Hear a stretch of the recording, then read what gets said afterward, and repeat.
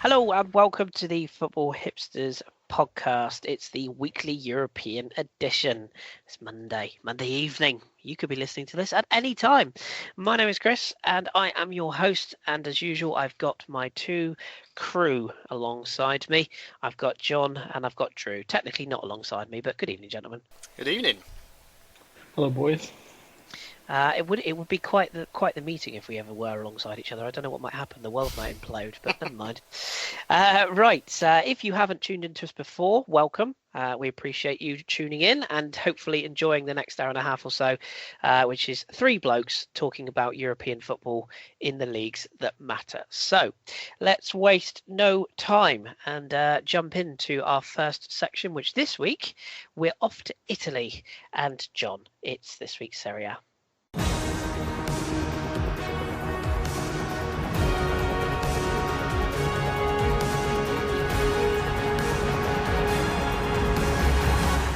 Okay, John, we are going to start. I have to ask you very quickly before we jump in. I criticised the Bundesliga a few weeks ago, and I had a little word with you. I said, "Can we have some goals?" I didn't actually pray for goals last week or have a go at Italy, but it went goal nuts this weekend. Yeah, a couple of games certainly. There was quite a few. Yes, there was, and we're going to start with one of them, aren't we? We're going to start with Bologna 1, Napoli 7.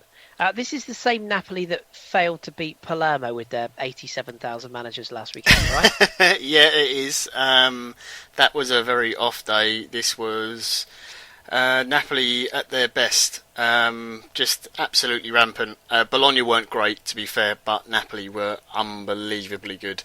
The first goal from Marek Hamsik, who got a hat-trick on the day. Dries Mertens also got a hat-trick on the day. First goal was a wonderful header from Marek Hamsik. The second from Lorenzo Insigne just sums up Napoli perfectly.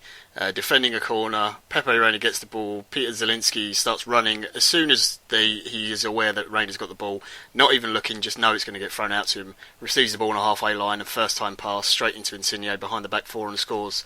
3 passes up the other end of the pitch, and it's 2-0 by 6 minutes.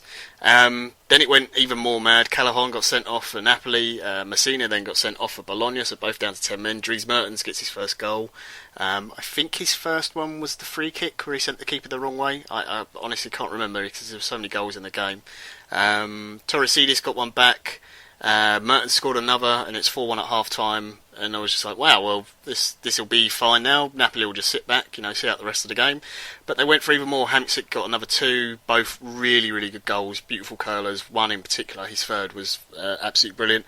And Dries Mertens, in the 90th minute, rounded off, got his hat-trick, Napoli 7th. And yeah, really exciting. And the most exciting thing, bizarrely for Napoli, is that Milik is now back. He's on the bench, he's available. I'm not sure that he necessarily gets back in the team. And also they just spent 18 million euros on Pavarotti as well, who they signed from Genoa. And that could end up being a waste now. Dries Mertens is currently the top goal scorer. He's the capocannoniere in Serie A, which is something I didn't think anyone would expect to be saying. So yeah, they're looking in really good form. And if they can play like that and transition that quickly, I think Real Madrid might have a bit more of a game than I expected in the Champions League coming soon. That could be quite the game, couldn't it? Is it fair to say that we have to call Dries Mertens a striker now, a centre forward? What do we call him? I don't know, because when he first came into the team this season, it was for Insigne, who wasn't in great form, so he was playing from the left and he was getting goals there, and we always knew he could do that. But he's had injuries and he's never really had a chance in the team. But ever since he's gone to that sort of false 9 position that Sarri's put him in, he's just absolutely loving it. The freedom he gets, the movement, he's so rapid, and it was a good weekend in general for Belgians, to be honest, around all the leagues. One of his goals was Hazard-esque, because obviously he scored a goal against us, as we know, Arsenal fans this weekend. Lukaku as well, getting 4. So, yeah, that sort of generation of Belgian players doing really well and showing what they've got. I'm really struggling to see how Milik gets back in the team now. Yeah, that's a fair argument. Very fair argument. Before we leave this game, there is probably one of the greatest GIF files on the internet today. If you haven't seen it, what happened? Oh yes, Dries Mertens was fouled, and the referee blows for it, and he's sat down on the floor, looks to his left and his right, no one there, puts his hand up in the air as if someone is raising him up, and he picks himself up off the floor. His wife posted it to Instagram, I think, and said it's his imaginary friend picking him up. But yeah, he literally simulates as if a player is picking him up. It's hilarious. I don't know why he did it, but yeah, very funny. Kevin Bacon's got a lot to answer for. If you've seen Hollow Man, you know what I'm talking about there. Anywho, let's move on from Big Kev to Big Lazio, and a big score for Lazio, 6-2 away at poor old Pescara. They're doomed. They are doomed, aren't they? But Lazio, after a couple of pretty poor weeks, back on form. Yeah, really good result for them. The stranger thing about this was the fact that Parolo got 4 goals. Just absolutely bizarre. And the first 3 were all headers as well, so he got his hat-trick with headers. Pescara scored 2, probably sloppy defending from Lazio, but Lazio just in great form in this game anyway. And yeah, they'd had a sort of wobbly spell in the league. Where they were at the time pushing for Champions League, but they had a really good result against Inter in the Coppa Italia midweek, which lines up a brilliant semi-final against Roma. Complete headache for the authorities because they're always midweek, so there's going to be trouble rife in that game, no doubt. But good for them, and it means that they keep that fight for a European spot. Also, they managed to keep hold of Keita in the January transfer window. He didn't go anywhere. Felipe Anderson didn't leave either. So they've got this really solid base, and even if they were to sell a few players, the fact they brought in the likes of Ciro Immobile, Parolo stayed, they've got, the funds that they would get off players like Anderson and Keita if they do sell them will be wisely reinvested, because you can see some of the talent that they've brought in, like Milinkovic-Savic, who we've spoken about a few times. They're sort of, I don't think they'll make Champions League, but if they can get a Europa League spot and pull off something against Roma, they could end up with a very good end to the season and maybe a final Coppa Italia. Yeah, hat-trick from Parolo. That must be rare. Can't think of any times he's done that before. One of the goals, though, was really spawny. That one where he just took a deflection, keeper saved it, he just nods it in. The completely empty goal. You got to love those. I don't know if that was his hat-trick goal or not. That was his hat-trick one. His fourth goal, I think, was sort of a tap-in from sort of 2-3 yards from a corner, yeah. Somebody's got to be there to put him in the net at the end of the day. So, absolutely. Yeah, good on him. We are, of course, putting off the big result of the weekend. We'll come on to that in a second. Just before we do, let's touch on some of the other games on Sunday. Milan losing at home again. Luis Muriel's penalty against Sampdoria. Were they good value? Was it a bit of a smash and grab from what you saw?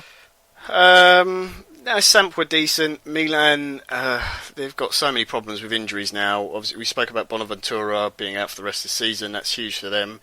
In this game, I think Romagnoli was playing left back. Your favourite Kuchka was having to play right back. So defensively, they're just shot in terms of players. Sosa got sent off at the end of the game in this as well, so he'll miss the next match as well, which is a big loss for them. I think they kind of overachieved a little bit at the start of the season, and now they're getting back to more realistic targets, but the injury to Bonaventura in particular has been really bad for them, but the suspensions and injuries they've had at the back has really wrecked them. But Sampdoria have been on a good run lately, and it was our old mate Quagliarella who won the penalty off a very stupid challenge from Paletta. But yeah, Muriel, good finish. Stupid challenge from Paletta. Where have I heard that before? Everywhere. Atalanta beating Cagliari by 2-0. A cracker.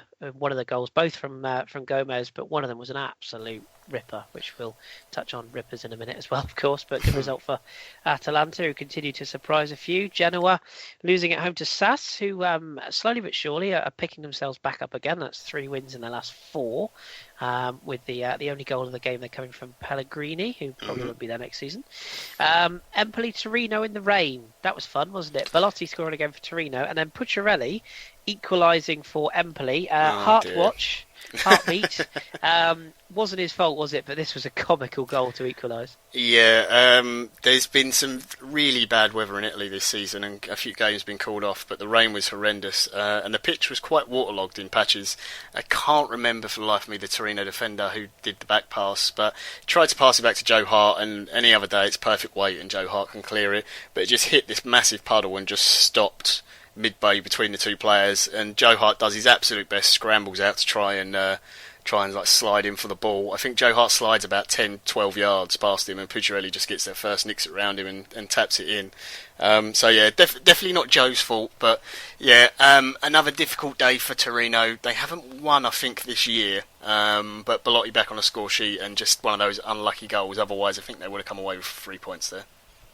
Yeah, another goal for Belotti and another digit to his price tag for the summer, you would think. And yeah, poor old Joe Hart. He was one step away from flippers and a snorkel. It was that bad, but nevertheless, a bit unfortunate. Chievo Udinese. I watched this game. It was awful.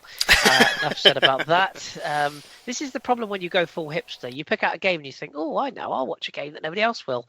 Trouble is, for every one that's good, about 8 are terrible. So, lesson learnt. Palermo won a game. We talked about this game, didn't we, last week? Must win for Palermo and their fight to survive. And they did win it, just. Nestorovsky, where would they be without him? Well, probably bottom. And Kris sent off for Crotone, who you think probably are doomed now. It closes the gap a little bit for Palermo, but they're still, 8 points away from safety? Yeah, I still think it's, it'd have to be a complete and utter collapse from sort of the likes of Empoli and Genoa, who, have been, or Genoa in particular, have been in bad form. Empoli have actually done all right the last couple of games, picking up 7 in the last 3, I think it was. So, it's good for them to get the results at home. Nestorovsky, like you said, has been doing all he can, but just at the back they can see too many goals, and the troubles with the manager, they're constantly being changed, just doesn't help. And I think the relegation obviously will be a problem, but once Zamparini leaves the club and someone else comes in, will be the biggest bonus for them. Agreed. Yeah, same manager this week, I presume. Yes, same manager this week. As of time of recording, we should always put that on there. Yeah, we should. I know it sounds like a joke, but it is genuinely one of those questions you have to ask now, isn't it? Every single week, is it the same manager? So we have to ask the question. Okay, final game of the weekend. Obviously, we've saved the best till last. The Derby d'Italia, Juventus at the J Stadium hosting Inter. It finished in a win for the old lady, but that didn't begin to tell the full story, did it? And we probably saw one of the best goals in Italy, probably for a number of seasons, certainly this season, when the winner did eventually come. So what did you make of it all? As an Inter fan, I was obviously disappointed we didn't win. I didn't expect to get anything out of the game. I think I said to you before I would have taken a draw if you'd offered it to me. Juventus have now won 27 games in a row at home. It's just an unbelievable record they've got there. And it was an amazing goal to win a game that, to be honest, was very tight. I thought it was fairly even throughout. Juan Cuadrado's goal was absolutely unbelievable. And it was one of those games where he not necessarily would have liked, because he had to do a lot of defending, which is not something he particularly enjoys. But Juve stuck with their exciting 5 forwards, and Inter, it was Inter who changed the system, went to sort of 3 at the back, and playing Candreva as a wing back and D'Ambrosio the other side. Medel was playing more like you see him for the Chilean national team, where he can float in between from centre half to midfield, and it worked really well. There was a brief period in the first half where, after a lot of Inter pressure and some good chances, Allegri immediately switched Juve's formation to 4-4-2, and then Inter started to struggle again. And that just shows the strength of the team, and I think that's why eventually they'll go on to be champions. Not just the quality of players, but the fact that they can change formations and tactics within the game is unbelievable. And be able to have someone like Mandzukic, who is a great striker, but having him basically play what Paul Pogba did last season, playing as a left winger almost, linking up, working tirelessly back, playing as a left back at times, and just unbelievable work ethic. There were some great chances for both teams. Higuain had a sort of half chance. The pretty much the same as Mauro Icardi had. Gagliardini, funnily enough, for Inter, probably had the best chances, won a header, which I think if you put either side of Buffon was probably going to be a goal. But in the end, I think Juve just edged it, maybe. But I was very pleased with the way Inter performed. I don't think they'll go away disappointed with the performance they put in. Some question marks over the refereeing in the game. I didn't think it was too bad. Perisic being sent off at the end for some abusive language towards Rocky Rizzoli, the ref. So ended a little bit sour, but that's kind of what happens with the rivalry between the two clubs. But yeah, Juve just they go from being absolutely marvellous to watch, and people like Dybala, magical footwork, and he had a great shot that came off the crossbar and things like that. But then you also see 80 minutes of the game he's also running back, winning tackles, and being one of the best defenders in the team as well. And if you can get that kind of thing out of the team, it's fantastic. Yeah, agreed. It was a really compelling watch, wasn't it? I did think that Inter probably did deserve a point. I mean, they missed some very good chances and a few crosses that they just didn't get on the end of, which was strange. Mauro Icardi also, have to say, very, very greedy on at least three occasions when he could have slid in and a compatriot, and he didn't, which really bugged me. Have to say that much. My goodness me, Granada have just scored a rather good goal. Sorry, but more on that later. I think we got probably the bit of techers of the season from Alexandro. That sort of round on that was awesome, I have to say. I mean, there was even one from Gonzalo Higuain where he kept it in on the touchline and completely bamboozled. I think it was Murillo, and took it down the line. And I was like, wow, that was Higuain. It's just not something you normally see him do. And that was just to sort of run the clock down. And this just sort of the work ethic that Allegri's getting out of these players is unreal. Yeah, Chiellini up to his usual tricks as well. One of the best defenders in the world. And my God, what a good cheat he is. And the only other thing I wanted to mention before I asked Drew a question on this game, the incident between Stefan Lichtsteiner and Massimo Allegri when he came off, he seemed to be, I don't know, was he angry at being taken off? Was he angry at the fact that Allegri had brought on Dani Alves rather? Because he was not a happy chap, was he, when he came off? No, it's been kind of a theme with Allegri actually this season. There was, I think it was last week when Dybala was taken off, he was visibly not happy with being taken off, didn't shake his hands or anything else. And Lichtsteiner was doing the same thing, and Allegri, after the Dybala incident last week in his press conference, said, I'm quite happy for my players to be upset and disappointed. I don't want them to want to come off the pitch. They should want to stay on. They should want to argue with me and prove. And he said, and that's what makes this team so impressive, is the fact they're all winners. So from that point of view, I guess it's a good thing. And he doesn't seem to be bothered by it at all, and he quite likes it. And I think he kind of laughs it all off. Lichtsteiner is kind of that type of player. Also, to be honest, I think he was pleased to be back in the team, and the only reason he was really playing again was because Dani Alves got that injury, because before that he wasn't getting a look in. So it's not surprising that he's moaning now that he's coming back. And as you say, Inter put in a good shift, but ultimately Juve are a machine, and it would appear it's a sixth in a row if they win it this year, isn't it? Yes. So, Jesus, mental. Drew, I wanted to ask you a quick question before we wrap up the Italian section with a table and a game to watch. Sami Khedira, he's obviously been a player that you will know a little bit or quite a lot about, of course, playing in Germany and playing for Germany. I know when the move happened, a few Juve fans were a bit like, really? Okay. But I don't know whether I'm alone, but I think he's been really, really good in Italy, a really good addition. And he seems to be playing some of the best football he's played in years. And is that just because he's fitter and is playing more consistently, or do you feel like he's found a real home in Italy now?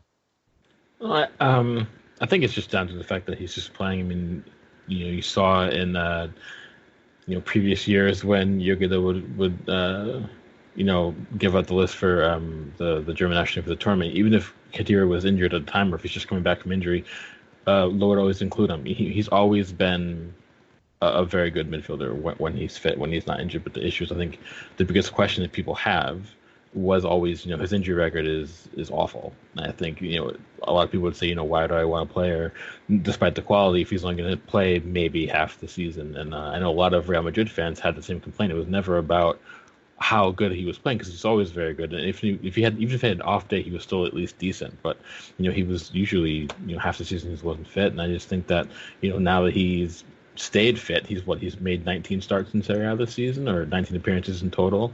I think that's the most he's played without seeing injury for a little bit, and he's never been the type of player to shirk on his responsibilities. He's always been very good. So I just think that now that he's fit, he'll continue to perform. And it was never about his ability. I think it was always just about the fact that can he stay fit for a long enough period of time to really help Juve push on. So. Yeah, really, really impressed me. Really impressed me. And I'll just finish on this game.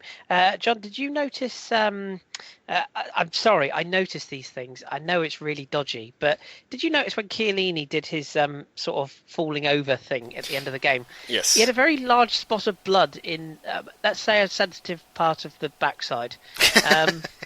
Did you notice that? Maybe it's just me. I don't know. I can't say I did, but it doesn't surprise me. Chiellini is the one player who, regardless of what happens in the game and how much he has to defend or not defend, he will always somehow end up with a huge bruise somewhere, some marks on him. He'll be covered in mud.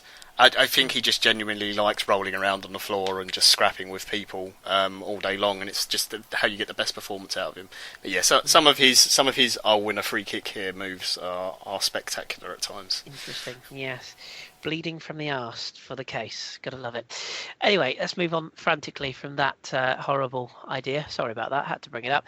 There is, of course, one game still to be played. Roma against Fiorentina, which is tomorrow. I have no idea why. I can only assume it's for policing, I guess. But I think it's something to do with rescheduling because of the Champions League and Coppa Italia games. So everything sort of got shifted along a few days.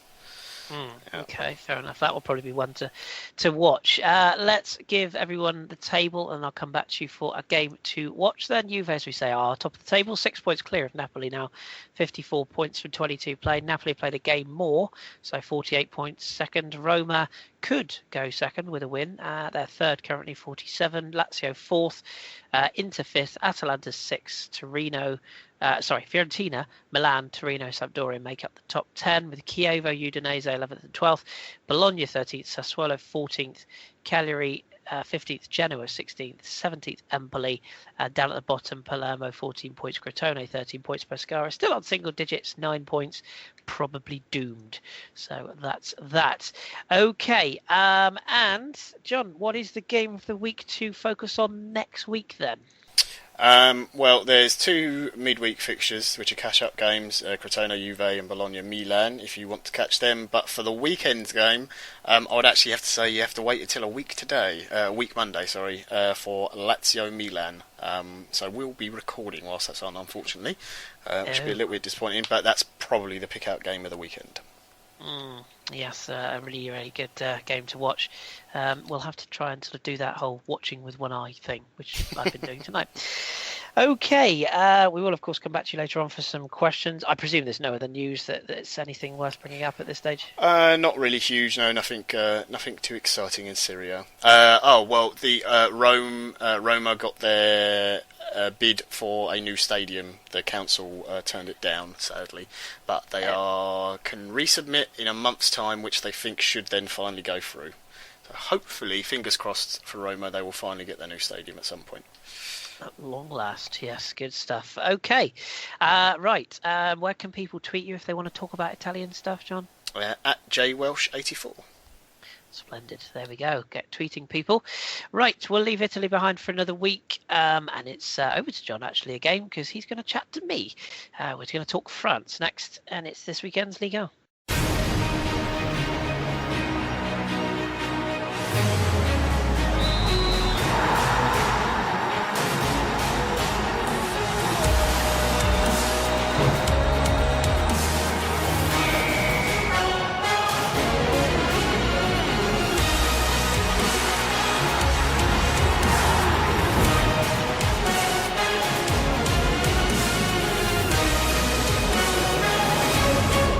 Alright, lots of excitement in this weekend's Liga, lots of big games, and we will start with some of the title contenders. PSG away to Dijon.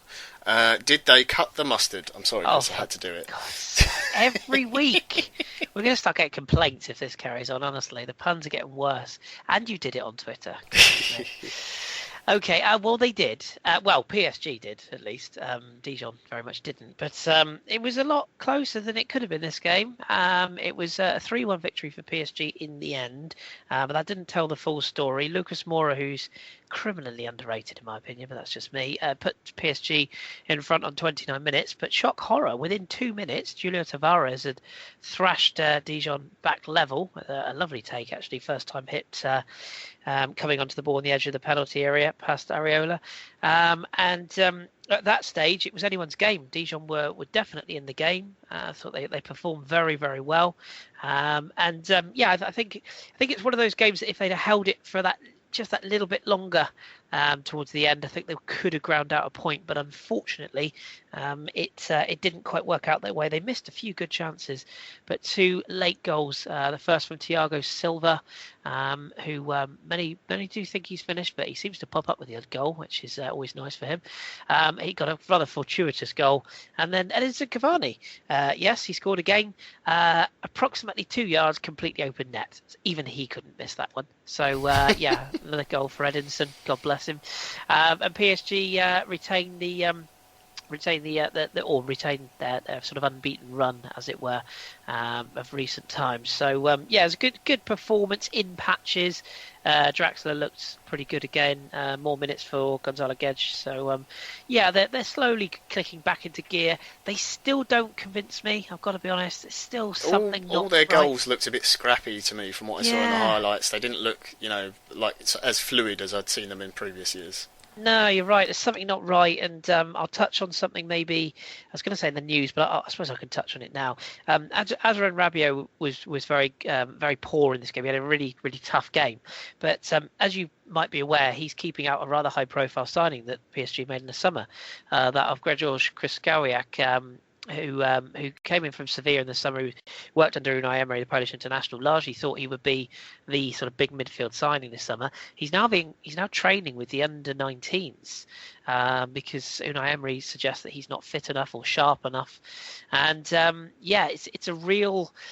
I don't know, something's really not right there, because a player of that much talent just not even getting a look in, and you're playing Thiago Motta. Yes, he's still around, people. Something's not right there, and I don't know. I just think it's a very, very strange set of circumstances that he's not getting game time. But yeah, PSG were stuttery, bitty, but they got the win. So I suppose that's what's important at the end of the day. But Dijon, fair play to them, put up a really good fight. There was one other thing I wanted to mention in this game. Sure. Lois Diony, the striker that I got a little bit of a soft spot for up front for Dijon. Mm-hmm. Really nice exchange with a ball boy in the tunnel, where the ball boy says, "If you score tonight, I'll buy you kebabs." Brilliant. You just couldn't write it, could you? Young kid. It's on. I think I retweeted it. It's on the GFFN news stream. If you scroll down long enough, lovely little video. So, yeah, good win. And PSG sort of back in business for now, anyway.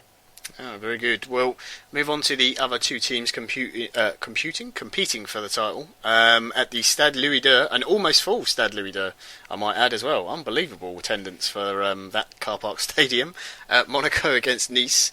Now, you love a little criticism of a certain Edinson Cavani, but Mr. Falcao looks back to his best, and some of his movement in this game was absolutely fantastic. Monaco completely blew Nice away, really, didn't they? Yes, they did in the second half. Anyway, Falcao, yeah, he looks reborn. Don't get me wrong, he hasn't got that burst of pace anymore. But I mean, that happens. He's getting old, and with the knee injury that he had, he was never going to be at that level again. And obviously, there's question marks over whether he is actually the age he suggests he is, and all that jazz. But no, he got 2 goals in this. As you say, his movement is fantastic. I think he's found his level right now, and that's not to criticise the league in any way, because he's still at the team that are top of the league, and the team that probably the most entertaining teams in Europe. But he's found his level definitely this season. He slots into that side perfectly, and he's just playing very, very well, and they're feeding him perfectly. So they're playing to his strengths. Playing in a 4-4-2, Monaco, in this game as well, with Sidibe and Mendy pushing on, and Bernardo Silva and Lemar in the wide roles. Valère Germain got the opener on 47 minutes right after half-time, after a lovely cross actually from, I believe it was Mendy, actually, from the left-hand side. Yeah, Mendy looked like he had a very good game from what I saw, yeah. He's been fantastic, as has Sidibe, in fact, two of the best fullbacks in Europe right now. And lovely finish. And it didn't celebrate. He was on loan, of course, at Nice last season. Once it went 2-0, Falcao on 60th minute, that was game over. And Falcao himself added the third on 81 minutes. And the game was done. Nice really didn't turn up. I don't want to be the guy to say Nice, this is probably the end of their run, but I'm going to be the guy to say Nice, this is probably the end of their run. Don't get me wrong, I still think they're going to have a really high finish. The fact that Lyon, who we'll touch on in a minute, are bipolar terrible at the moment. But they are 12 points clear in third place. So a top 3 finish is still probably likely, and I hope they do because they deserve that. But I think it's a 2-horse title race realistically now, because whenever these big games come around, Nice just can't quite lift it. Mario was poor. Alisson Player's movement was great, but he didn't get any service. Midfield was bypassed, and unfortunately, it's the end of a run. But it's 100 up for Monaco. 100 goals in all competitions this season, which is mental, by the way. February, and they've got that many goals. So absolute pleasure to watch, and I'm counting down those days. Pep, they're coming for you. Well, it should be a very good game, especially with City's sort of resurgence in form as well. I'm hoping for lots and lots of goals in that. Just before we get on to the big game of the weekend, we'll just touch on a few other results. Metz, as I'm told they are supposed to be pronounced, not Metz. Very good. As I found out from our French special that you recorded during the week. Very, very good listen. Sorry, last week. Got a 1-0 win at home against Marseille. Mr. Payet was in attendance, got some minutes. Set up a very good chance, actually, that wasn't taken. But still looking like he's trying to get his fitness back after obviously probably being sat around at West Ham for a couple of weeks doing nothing. Indeed. Bordeaux and Rennes had a nice little renaissance moment with the Phantom Menes and Johan Gourcuff both scoring. Oh, yeah. A nice 1-1 there. Full top trumps, that was. Yeah. We will touch in quickly on Lille-Lorient. I know you wanted to bring this up. I wonder why. Well, yes, because the future Lorient manager, Jeremy Aliadier, he's still around and he's scoring goals. God bless him. Yeah, fantastic. Really, really good win this for Lorient. I have to confess, I didn't expect it. I certainly didn't call it. But yeah, magnificent stuff. Aliadier's sort of close range finish after good work down the left. And an away win. I mean, it's like gold dust. It doesn't exactly help the position in the league table, but a win is a win. And right now, that's all Lorient need. And it's good to see Aliadier back in the side, because it sounds weird when you say he has experience, because you still think of him as like a youngster almost. But he's not young, trust me, anymore, and he doesn't move like a youngster anymore. But he was in the right place at the right time. He deserved the goal for his work rate alone. And at 33 years of age, yes, 33, that's his first goal since returning to Lorient, since playing in Salal, which is a great name for a club. So yeah, good to see him scoring again, and just a massive 3 points for Lorient over Ross's new adopted club, Lille, of course. Just so you can rub it in a little bit more, yeah. Yes, and all their new signings. One of them, of course, Ricardo Kishner, who you'll know well. Yes. Was in the lineup. So, big signings in the transfer window for Lille, which we don't really have time to go into tonight. But, Project Bielsa is underway. All they need now is to actually add Bielsa. We'll just quickly run through the other results before we get to the big one. So Montpellier getting a 2-1 win over Bastia. Mounet with 2 of the goals there. Gangon losing in the 90th minute to Caen. Danny's Caen, if I remember correctly, is who he supports. Toulouse with a 4-0 win. 18-year-old Caramo with the winner there, by the way. Yes, yeah. Toulouse with a 4-0 win at home over Angers. Andy Delors, Mr. Braithwaite. And is that Ola Toivonen I see on the score sheet as well? Good lord. Yes. Some real names from the past there. And my man crush for Andy Delors continues. I'm glad to have it back. Yeah. Also, just very quickly, before we get to the big one, Nancy, 2-0 win for Nancy. Very good result there. Yeah, brilliant result. Really unexpected. Unfortunately, Harit sent off, as was Muratori in the last minute. Harit, one of the big talents coming out of France, or one of the next big talents to come out of France. But yeah, absolutely massive result for Nancy. They've been Nantes have been resurgent under Sergio Conceição, but all of a sudden the sort of skids have been put on their recent good run. with 2 defeats and a draw in the last 3. But Nancy, don't forget, are only promoted last season, currently sitting 11th, and that's only 1 defeat in the last 5. So they are on the up, and that's a huge 3 points, because any promoted side winning away from home is a massive result. Winning away against a club that was fairly good form, and potentially a rival is even better. So good on Nancy. Yeah, very good result. Now, on to the big one, the big derby of the weekend, or one of the big derbies around Europe of the weekend, at the Stade Geoffroy Guichard. I've probably said that horribly wrong. Saint-Étienne against Olympique Lyonnais. Yeah, I don't even know where to start with this game. Obviously, I was watching Inter at the time, but I've watched the highlights. Kris, go wild. It's just an absolutely nuts game of football. Very good pronunciation, by the way. It's a lovely stadium name. Do like that. Yeah, this game will probably be remembered for 2 things, really. For the night that St Etienne did what St Etienne can do when they fancy doing it. They went balls out, 4-3-3, and absolutely played Lyon off the park. The other thing it'll be remembered for is just how terrible Lyon were.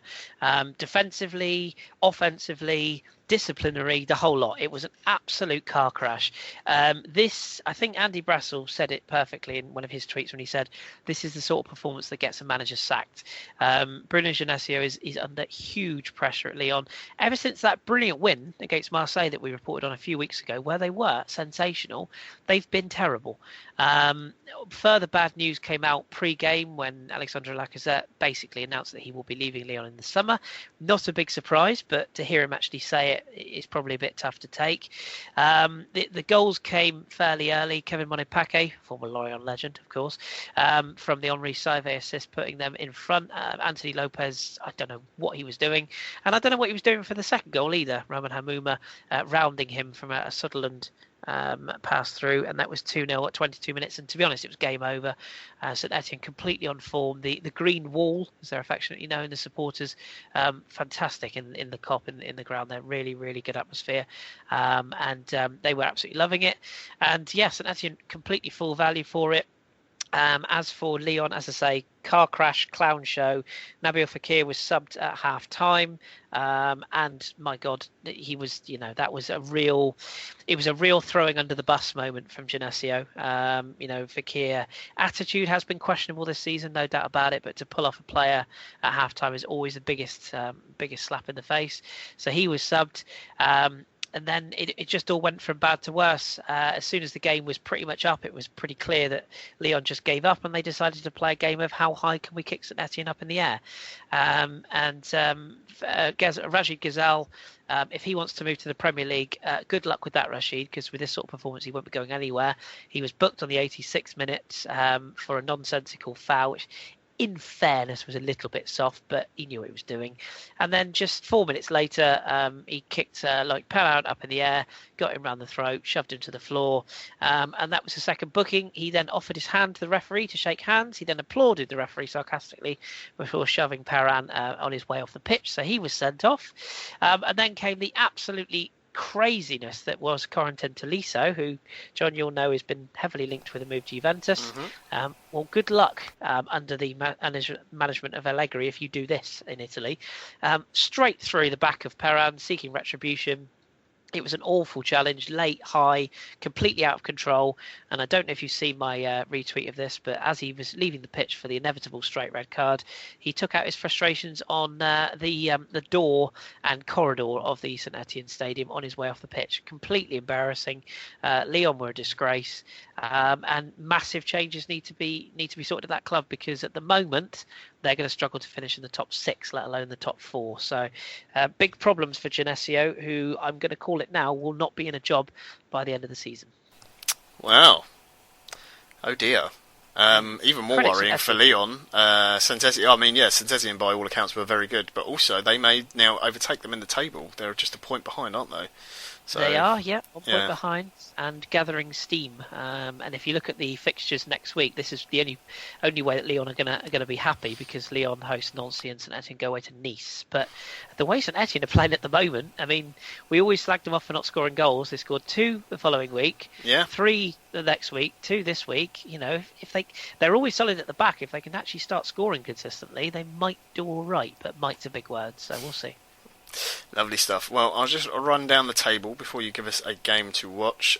So, after all these weekend's results, Monaco are now top and have a 3-point gap back to PSG, who are tied on 49 points with Nice just above them on goal difference.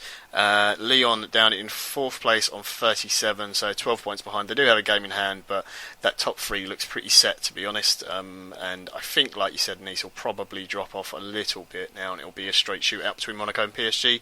Saint-Etienne up to 5th, just a point behind Lyon. Marseille just 3 points back from there as well, on 33. Bordeaux in 7th, Guingamp 8th. Rennes 9th and Toulouse in 10th. Nancy up to 11th, Lille down to 12th, Montpellier up to 13th, Nantes down to 14th. Down at the bottom, Lorient still bottom, but they got a win. Unfortunately, the other teams around them also got some decent results. Bastia 22 points, Angers 23.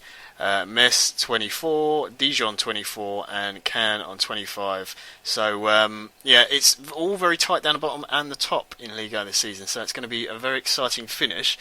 Just before you give us a game to watch this week, I believe Mr. Drew has some news for us on Liga.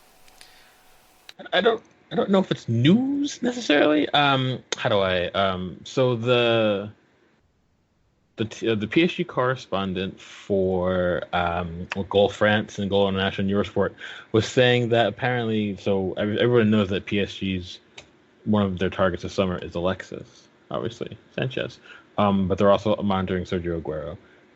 Kris, do you think that either of them could come into PSG and actually, I hate to say it, but maybe do what Zlatan couldn't and maybe help them push on in Europe? What do you think? Yes, is the short answer to that, and it really worries me as an Arsenal fan, obviously. Yeah. But I've said it, as you know, on other podcasts that we do. I said it from day one. As soon as Alexis Sanchez was talking about contracts, I said everybody was talking about Man City and Barcelona return, or could he go to Chelsea? And I sat back casually and went, "You're all forgetting PSG have got a lot of money, and they don't have Zlatan anymore. They don't have, Right. as much as Cavani scored goals, we said on this pod before, I know we rib him, but he should have 50 goals by now, not the goals he's got. I mean, if he takes the chances he creates, you imagine Alexis Sanchez in that side, he would get 40 a season. If it comes down to money, then it will happen. I really do think that. I think Alexis could be wooed by the project. He will be a marquee signing. I don't know if you saw Julian Draxler's comments this week as well, where he said the one player he'd like to add to PSG is Mesut Ozil. Mm-hmm. So it could be Arsenal in France next year. As for Kun Aguero, it's another one I could see happening purely because he's getting on a bit, and if he fancies one more league where, like Falcao, he wouldn't have to worry about his injury record as much because he wouldn't have to play at full throttle because PSG could just line up chances and he'd just smash them away, much like Zlatan did last season. So I could see both happening. Arguably, you could see both. You could see Aguero up front and Alexis wide, which is frightening. But quite where that leaves Draxler, Di Maria, Lucas, and all the others, Geddes, I mean, it's frightening. But to answer your question, I think there's a lot of smoke here. And I can tell you almost definitely Patrick Kluivert has been in touch with the people who represent Alexis Sanchez already. So, we all know tapping up goes on. That's already happened. So. I mean, you have to think about it. Say the unthinkable for us happens and Arsenal doesn't finish top 4. We don't have Champions League. You have to imagine that either Sanchez or Ozil, or maybe even both, are going to want out. And as you say, if it's down to money, it's going to be hard for the club and Sanchez to turn down the wage packet they're likely to offer him and the money that we can get him, and then hopefully reinvest it. So I just wanted your 2 cents on that, just to see where you're at. Don't forget as well, Marco Verratti is making noises about shifting him. If he leaves, who better to replace him than Mesut Ozil? So, I would also throw in the hat very quickly as well. Inter no longer have their financial restrictions on transfers from this summer, and the Sunning Group have already said that they basically will sign anyone and pay whatever wages. So if they get Champions League this year, there's another team in Italy with a lot more money to spend even than Juventus, which is terrifying. We all know that Yaya Sanogo is available. Big money could be spent there. Well, we'll wrap up Liga then, Kris. If you want to give us a game to watch, I know there's some midweek fixtures, but what's the weekend choice for you? Yes, there's a couple of midweek games that are tasty. As I say, we mentioned that Lyon, Nancy, and St Etienne games. PSG, Lille will be worth a watch as well, as will Montpellier, and Monaco. But next weekend, see, I was a little bit torn. I'm actually going to go, dare I say it, St Etienne, Lorient, because Lorient obviously buoyed by that win in Lille. They'll have their home match in midweek. If they can get something from that, I kind of fancy that might be a tasty game. It's 4 o'clock on Sunday. If you want one other, Guingamp Lyon for obvious reasons, because although people would say Bordeaux PSG will be fun, no, it won't. PSG will turn up and smash them 4-0, so it won't be fun at all. Lovely stuff. Well, I'll hand it back over to you because that is all from Liga this week. Merci. And without any hanging around this week, we're going to jump straight to Germany next and bring Drew in for this week's Bundesliga update.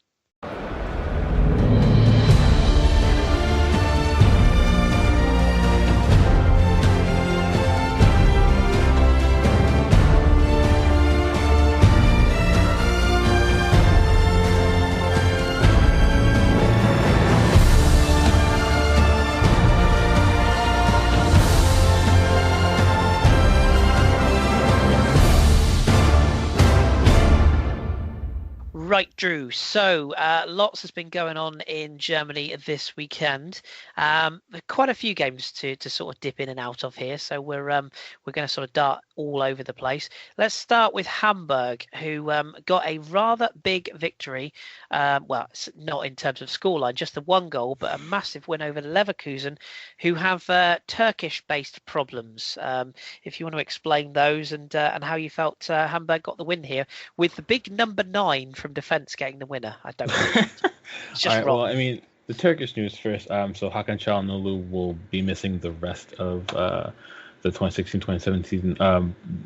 So it goes back to 2011 when he was at Karlsruhe SC. He reached an agreement with Trabzonspor in the Turkish league to make the move end of the season, but right after that apparently agreement was reached, he extended his contract with Karlsruhe, and then he later signed with Hamburg, thus supposedly breaking the deal in principle, for lack of a better term, that he had with Trabzonspor, and the Court of Arbitration ruled that it was a breach of agreement. And they banned him for 4 months for the rest of the season. So, as I was talking to Jimmy about it other day, that's a massive miss for them in the 11. You know, they do have plenty of players at the club who are of a decent quality, but Çalhanoğlu was always a step above it in certain areas, especially in dead ball situations. His eye for goal from deeper areas. He was very creative as well. So considering that they're struggling this season, that's a big miss. And if you look right back into the Hamburg match on Friday, it's a case in point. You know, you don't say this very often this season or even last season, but Hamburg definitely deserved the 3 points. It probably could have gone and gotten another goal. But they were the dominant side. You know, happy to sit back. Happy to let Leverkusen have the ball, but they defended well, and they just hit them on the counter all night. And eventually, oddly enough, Papadopoulos got the goal, but Bobby Wood also hit the bar. So that's usually 2 right there. You know, the struggles continue for them, and it's, for me, I think it comes down to there's certain selection issues, I think. But, you know, one of the ones I wanted to touch on, well, 2 of the ones I want to touch on actually, is Roger Schmidt had Ahmed Mehmedi and Kevin Volland start up front in the striking pair. And you guys already know my thoughts on Ahmed Mehmedi. But Kevin Volland, I don't know if the way forward for him is playing center forward. When he was at Hoffenheim before the move, he spent a lot of time out on the right wing. So I know Roger Schmidt's preferring the 4-4-2 a lot, but if he makes a tactical shift and maybe, you know, moves Volland over on the right, and then when Chicharito's back, maybe fit and firing, you have him run center forward channel, and you can have Julian Brandt or even Leon Bailey, their new signing, can come in on that left hand side, and that maybe gives them a little bit more better balance moving forward. You know, but just the struggles continue for them, and again, it's super disappointing. But some changes need to be made. You know, I think it's not personnel, it's tactics. I think that match proves it, case in point. But it was a good result for Hamburg, and right now they're looking to go up and up and maybe avoid what they've constantly avoided for their entire history. So we'll see. More relegation. And are we right in saying, John and I right in saying that Papadopoulos was on loan from the team he scored the winner against? Are we right in saying that? Do you believe so? Yeah. Yeah, because I saw his celebration and I thought that's absolutely hilarious. Because Yeah, in the Premier League they have the ridiculous rule that you can't play your loan players against your parent club at all. And the fact that you see in this game, he's like, he plays against his parent club and then celebrates like it's the winner in a cup final. It's just so funny. Really made me laugh. No F's given, if you will. So good result for Hamburg. And similar result, we're going to dip into your boys, Dortmund. I said last week, this is the big fixture of the weekend. There's bound to be goals.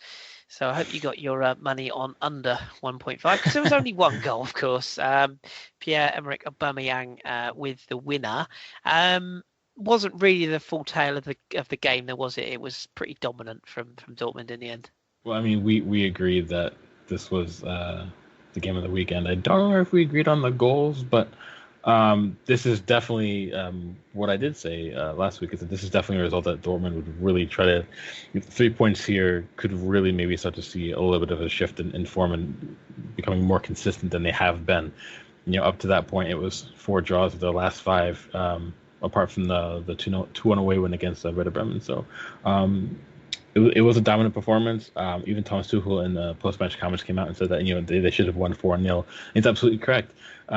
Given how excellent RB Leipzig have been going forward this season, Dortmund held them to only 3 shots in 90 minutes, and I think that's the lowest amount of attempted shots they've had in total all season long in a 90-minute period. So.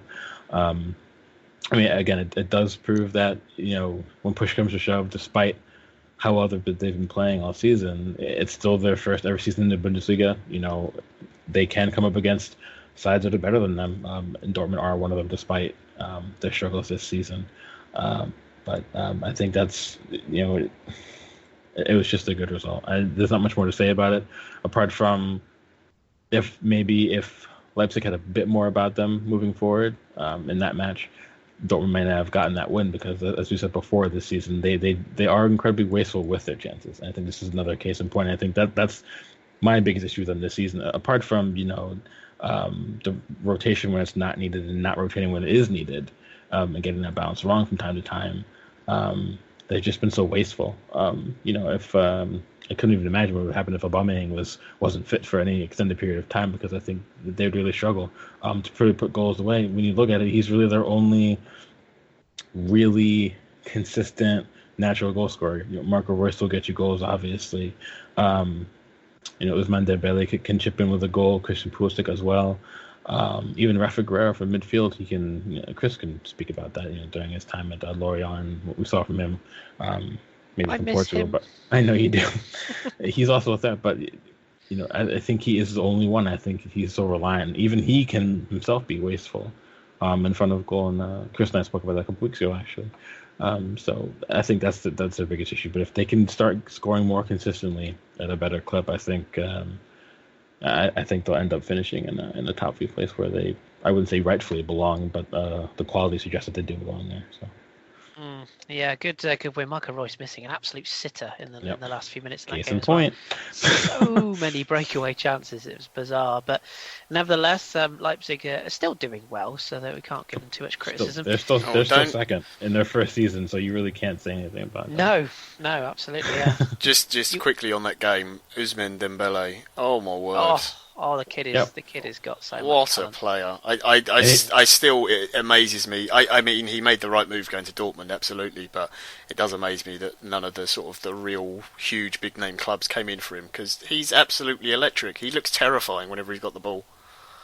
It's going to be one of those things. He's not staying in Dortmund longer than 2 or 3 years. Someone will come in with money that they just can't say no to, and it'll probably be upwards of like 50 million. Because on this pace, he's going to be worth that much next season, let alone 3 years from now. So. Did you also see Mr. Aubameyang's quotes on a certain Madrid, but not the one everyone thought, Drew? Atleti. Yeah.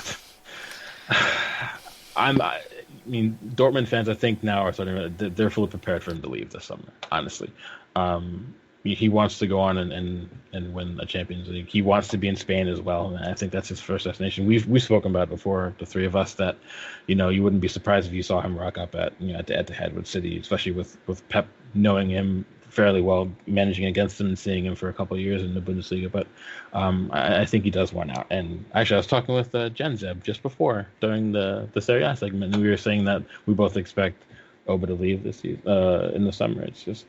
It's an inevitability, and it's a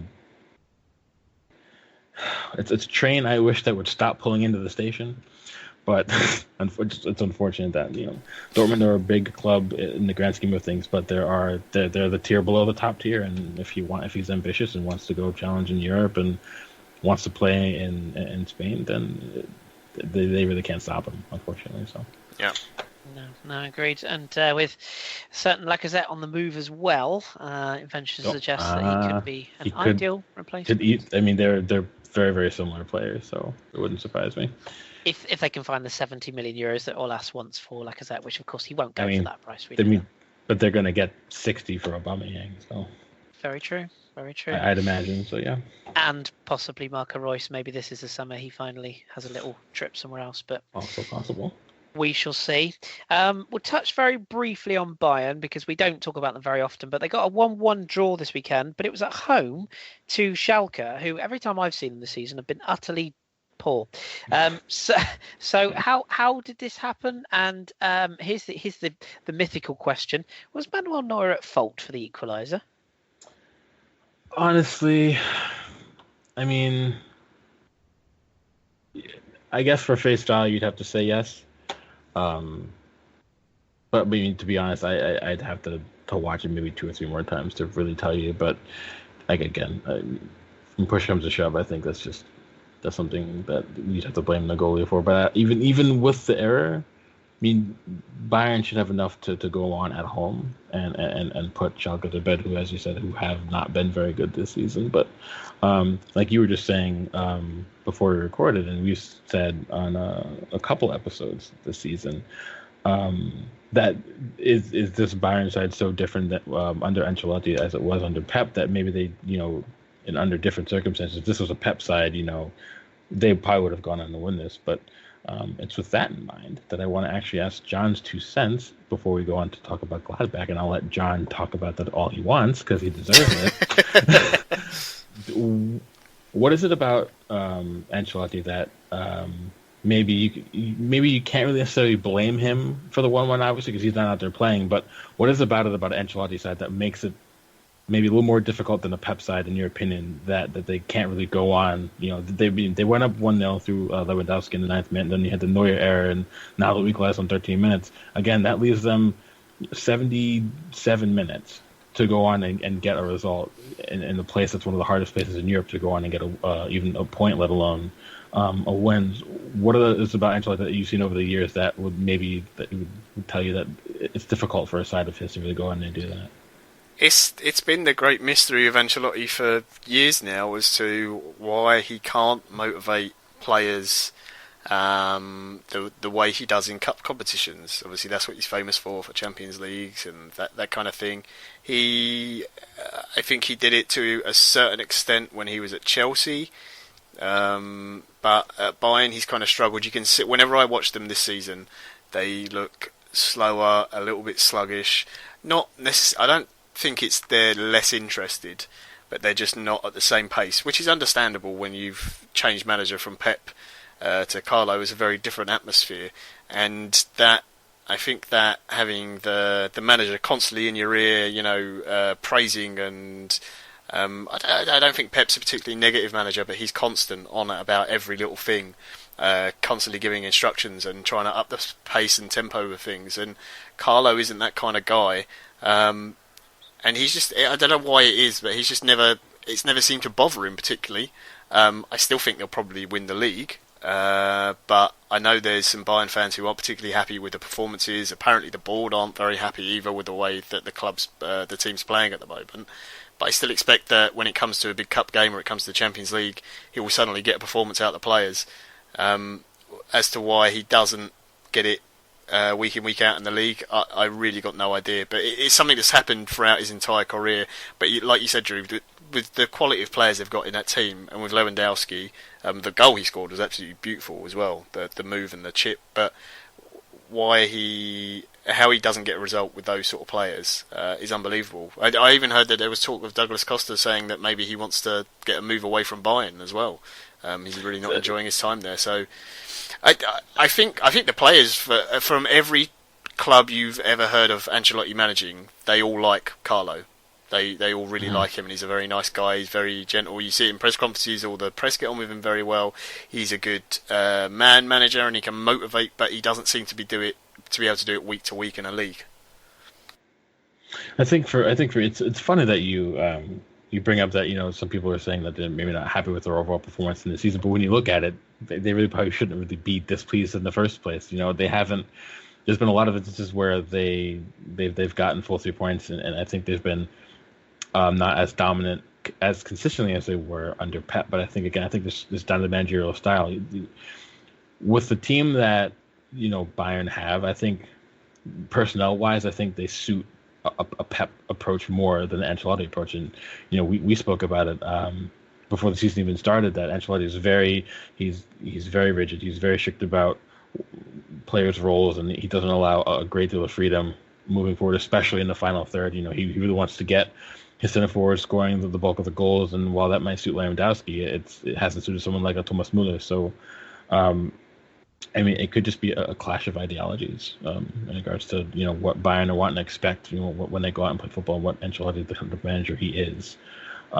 So for me, that could be one of the issues. But when it's all said and done, they're still 4 points clear. They're still only allowed 12 goals this season, and they're still scoring at the clip that you would expect. So at the end of the day, I still think they're going to go on and win that. But as I said before, it's not going to be as as dominant as we've seen from them in recent seasons. So typical greedy Bayern fans.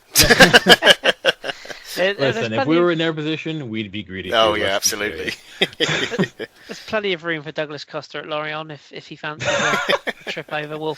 We'll make room for it. It'll be tough on Sylvain Marveau, but such is life. You're gonna pay him in brie cheese? Is that how it's gonna work? Fish. All right, fair enough. If possible. So we'll sort that out. A couple of other results before we finish on one other game, which we'll bring John in, of course, for Augsburg beating Werder Bremen on Sunday, 3-2, bit of a thriller. Gabriel Selassie putting Bremen in front, Schmidt equalising for Augsburg, and Max Kruse with a penalty for Bremen, and 2 late goals, Keja Chul and Bobadilla with a 90th minute winner for Augsburg. Also, Hoffenheim, 4-0 victory. They're back to their best, Hoffenheim. Good to see, 4-0 over Mainz. Mark Uth hitting an absolute rocket in the 5th minute. That was a cracker. Taranzino and 2 for Adam Shalai late on. In fact, 3 goals in the last 9 minutes to seal a 4-0 victory over Mainz. FC Köln with a winner over Wolfsburg. You know who got the winner. Anthony Modeste once again with that goggle celebration. Love it. Hertha BSC getting a result long overdue, actually. They've been on a bit of a bad run. Haraguchi with a goal in the 2nd minute, for the winner over Ingolstadt. And just quickly, we'll touch Eagles, Eintracht Frankfurt. Yes. 2-0 victory over Darmstadt. It's back on, everybody. Third in the league. Oh, yes. Hasebe with a late penalty, and Rebic with a 2nd goal there. And the final game I want to touch on is John's beloved Borussia Mönchengladbach. Sadly beating my other German team, Freiburg. We don't talk about Paderborn anymore. They're yesterday's news. But yes, goals from Stindl, Raphael and Patrick Herrmann. So are they back, Drew? Can we announce John is a happy man again? I think, initially you can. 7 points out of the possible 9 under Dieter Hecking since he's come in is just about. Obviously, you want the full 9, but that's pretty much where you want it. I think John can agree, and when we said before, when the announcement was made that he was coming in, that he'll bring in a bit of a more calming, stable influence. He is. The approach that he'll want will suit a lot of the players. Some of the players are now playing roles that they're more suited. He switched back to the back 4, so that suits someone like Oscar Wendt, Tony Jenska as well. He's getting better performances out of Mahmoud Dahoud, who's all of a sudden playing at a better rate than he was earlier in the season. I mean, I still question how long the Raphael Stindl partnership will continue to work. I mean, we saw it work last season. I think even John can admit that he was surprised that it worked because neither of them are a traditional center forward, and certainly neither of them are routinely should be playing and maybe in the front too. But I think a lot of that involves the movement that they have behind them. Dahoud always makes runs forward. Torgan Hazard likes to run up the left side of the pitch, or even he can come central, and that allows someone like a Raphael or Stindl to Stindl can drop deeper where maybe he's more comfortable. Raphael can chuck out on one of the wings. So, while they are rigid tactically, maybe on paper, I think they have enough freedom in the final third that maybe they're getting a little bit better performances out of key players who really were misfiring for the entire first half of the season. But I wonder what John has to say about the matter as well. Again, as it's been the last couple of weeks, actually I think since taking taken over, there's always Arsenal seem to be playing at near enough exactly the same time, so it's difficult to catch the games live. But yeah, again, watch the highlights. I thought we looked like we started a little bit slow, but then came back into it. Like Drew said, the biggest thing for me is the Stindl Raphael thing up front. Whilst it's working great, and Lars Stindl, I think, is very underrated in what he does for the team. Mm-hmm. The chances he creates, the spaces he made. Dahoud was really, really good in this game as well. He set up the goal for Raphael.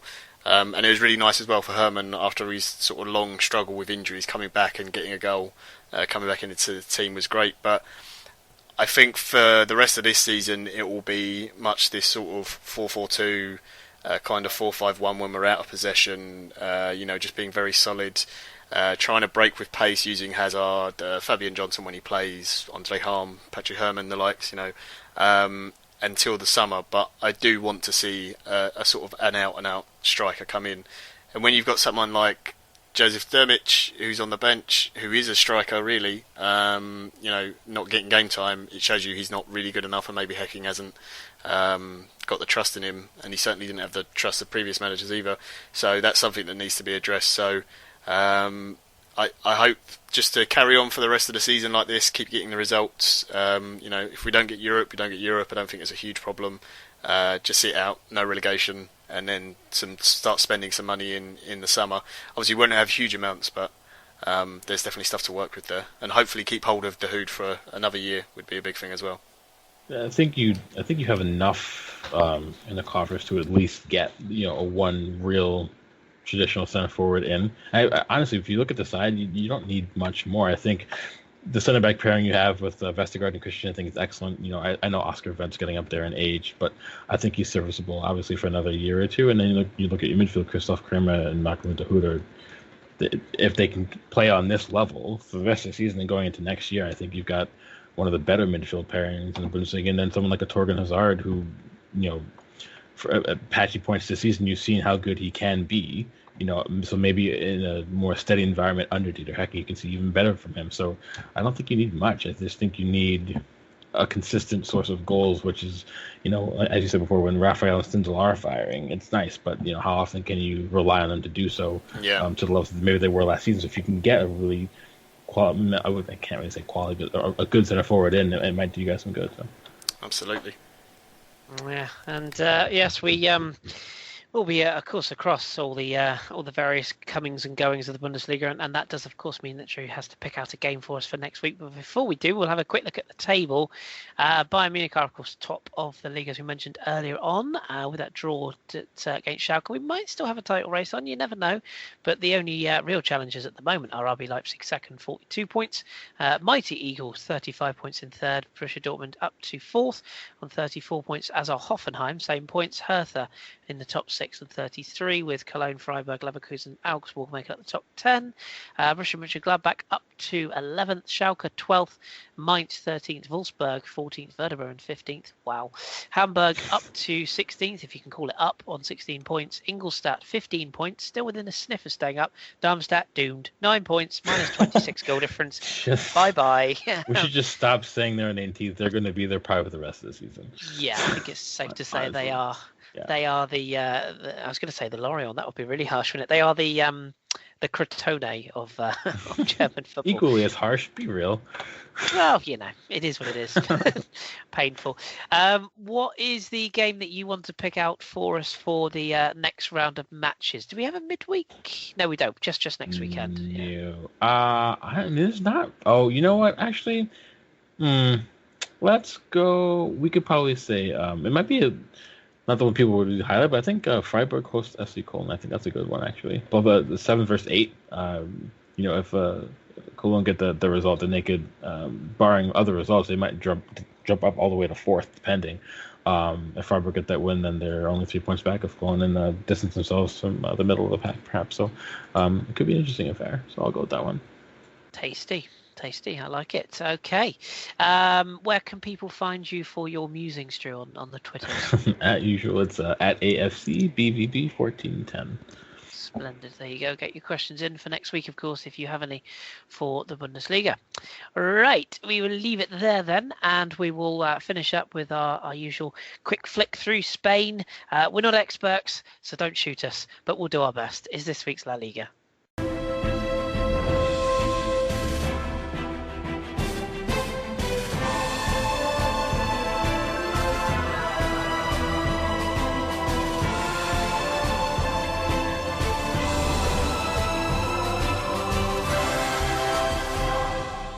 Right, so this week's La Liga. John, you and I are going to kind of fudge our way through it and bring Drew in at relevant times as well. So where should we start? Should we talk Malaga Espanyol? Sure.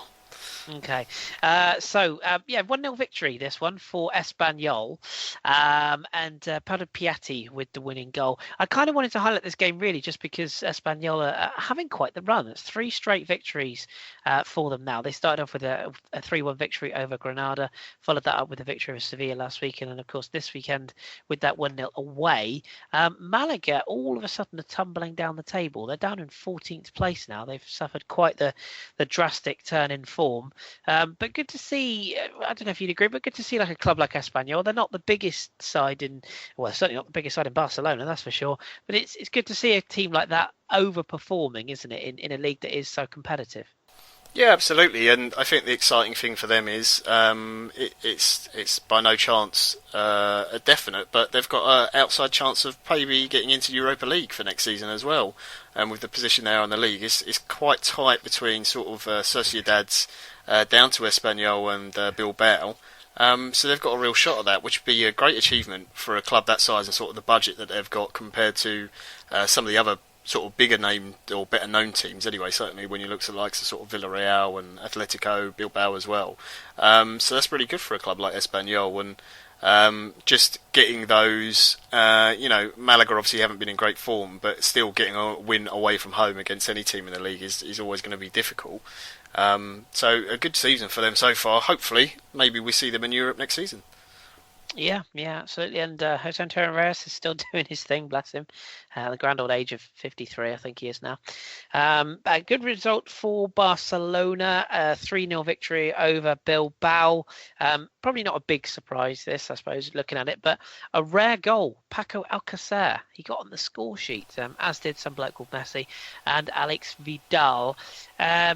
Drew, do you still think Barcelona are one of the teams that are going to be favourites for the Champions League? I know that sounds like a really stupid thing to say, but they haven't really been great, have they? It does, but it doesn't at the same time.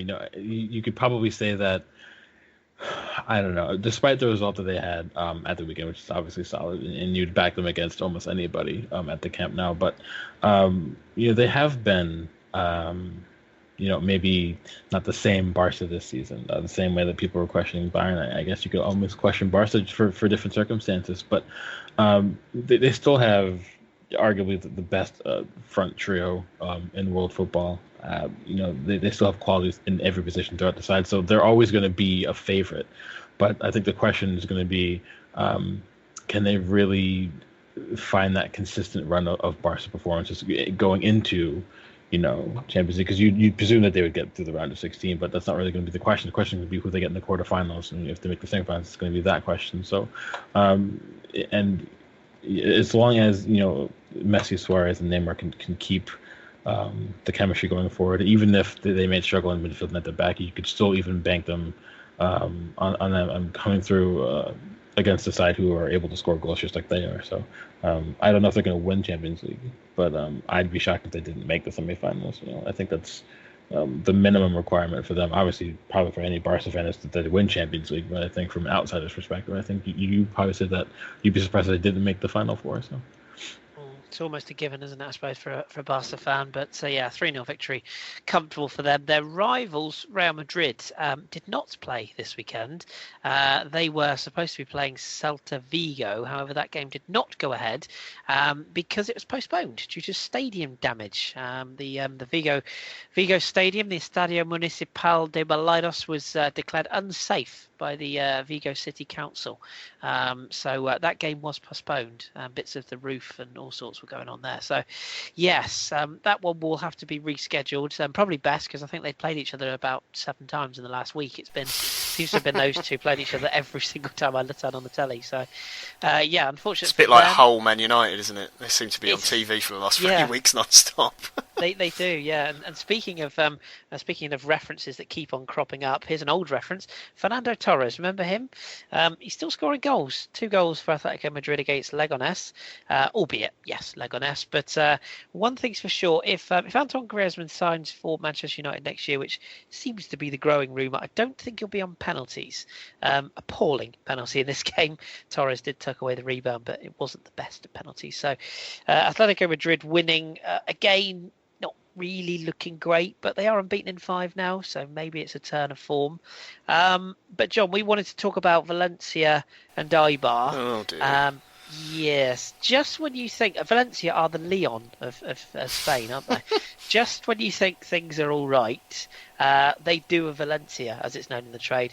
4-0 at home. I know Eibar are having a wonderful season, and full credit to them. They're up in 7th, but 4-0 at home. I mean, where do you even begin with Valencia? They are a club that need a proper start again sort of aspect, don't they? Just get everybody out, just burn everything down and start all over again. Yeah, it's like an every week thing we bring up now. They had that little run where they had, I think, was it a draw and 2 wins on the bounce, and we said, oh, okay, maybe, even if they get a few draws in there as well in the next sort of run of 3-4 games and a win here and there, they get themselves up the table and, maybe not Europe or anything like that, but just a bit of a confidence builder. And then they just get another 2 defeats in a row. And it's so poor, and every time you look through the squads, I mean, okay, I see Simone Zarza there, so we'll ignore that name, but you look through the squad and you think, why are you not even getting results? And like you said, Eibar, yeah, they've had a very good season, and I can't remember for the life of me the guy who scored the goal, but there was a particularly good goal in that game for Eibar. Absolute rocket from outside the box. But just, it's so bad. The goals they're conceding, you've got Diego Alves, who is a very, very good goalkeeper. You've got Ezequiel Garay, who was one of the sort of, really wanted around Europe by some big name clubs, making stupid errors. Mangala, who obviously went to City for a lot of money, and that didn't quite work out for him, who I actually think is a good defender, but just, hasn't found the right partner. Okay, they had a man sent off and it was half-time, and that's difficult, but you can't excuse the way they're playing. And it's not just, obviously they had the Gary Neville thing and all the issues there, but I don't think it's all just down to the managers. It's the players on the pitch. And I think the fans as well, they're so miserable and fed up with it that it must affect the players now. And I think they go out there thinking they've lost already. It's got to be in their heads because their form has been so poor all season. And they're conceding, it's not just the amount of goals they're conceding some really stupid goals as well. And yeah, I just think it is just struggle through. If you can stay up, great, which I think they should do because the bottom 3 they are a bit more cut adrift. They're only 6 points above it, but they should be okay, you would think. But yeah, just get to the summer, and then I don't know whether you've got to clear players out or staff or management. Something's got to change there because it's just not good enough. It's just hard to light the whole thing on fire, to be honest. Yeah, I mean, it's. And I'm not trying to be disrespectful, but like as John said, even if you remove the fact that Valencia is a bigger named club in La Liga, you look at them on paper, they should at the very least be, 9th or 10th.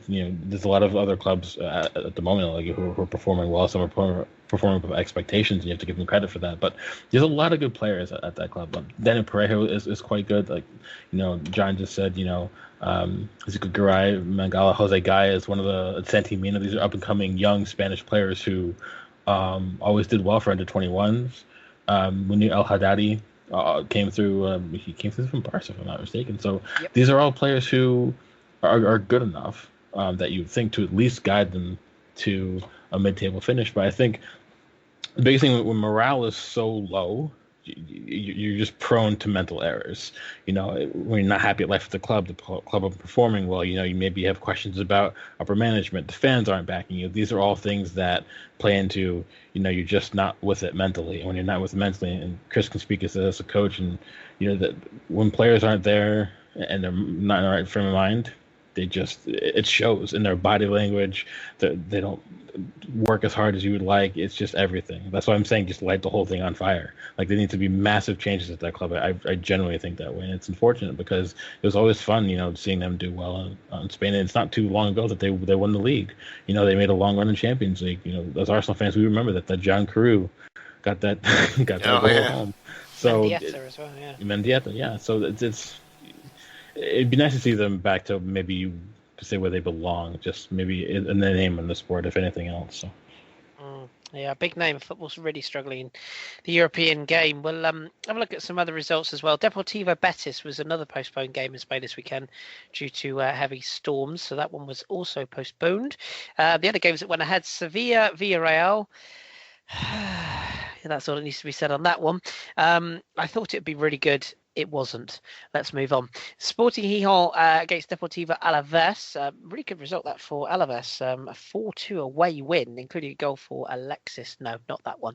A big defender with a goal there. It's a really good result that for Alaves, and it plunges Gijón into all sorts of problems. And in turn, I think Alaves now will probably be looking upwards rather than downwards. They're sitting in 12th, so very, very good performance from them. And the other results on the weekend saw Sociedad beat Osasuna by 3-2. Good result that for Sociedad. Back on track. Carlos Vela, Juanmi and Raul Navas with the goals there. Kenan and Sergio Leon for Osasuna. There is a game in progress as we speak. I'm kind of half watching it now. At time of recording, at this very moment, 65 minutes gone, Granada are 1-0 up on the Princes Las Palmas. And if you haven't already seen the goal, which of course you wouldn't have done, well, you might have done by the time you listen to this, do have a look. It's an absolute rocket from Andres Pereira. So have a look at that one if you get a chance. As for the table in La Liga at the end of this week, as I said, with those affected postponed games, Real Madrid still remain top, but the gap is only a point now. Obviously, Real Madrid have 2 games in hand at the top, 46 points.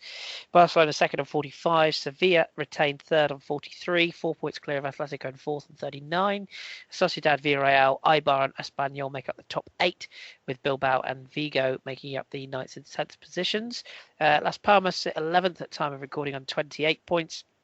Alaves, as we said, in 12th, 27, and a bit of a gap to Betis on 23, Malaga 22, Deportivo La Coruña 19, as are Valencia, just above that relegation spot, are Leganes on 18, and then the 3 clubs which, again, you expect to be down there, but maybe looking over their shoulder a bit now. Sporting Gijón out of form, 13 points. Osasuna out of form, 10 points. Granada obviously could be winning tonight. They could win tonight, and if they do, they won't go up a place in the league, but they will get 13 points. They will go up a place in the league, 13 points. They will have to score another 9 goals to jump above Sporting Gijón. I don't think that's going to happen somehow, but you never know. So as for a fixture next week, anything leap out at you, gents? Mine was Friday night's game, Espanyol Sociedad.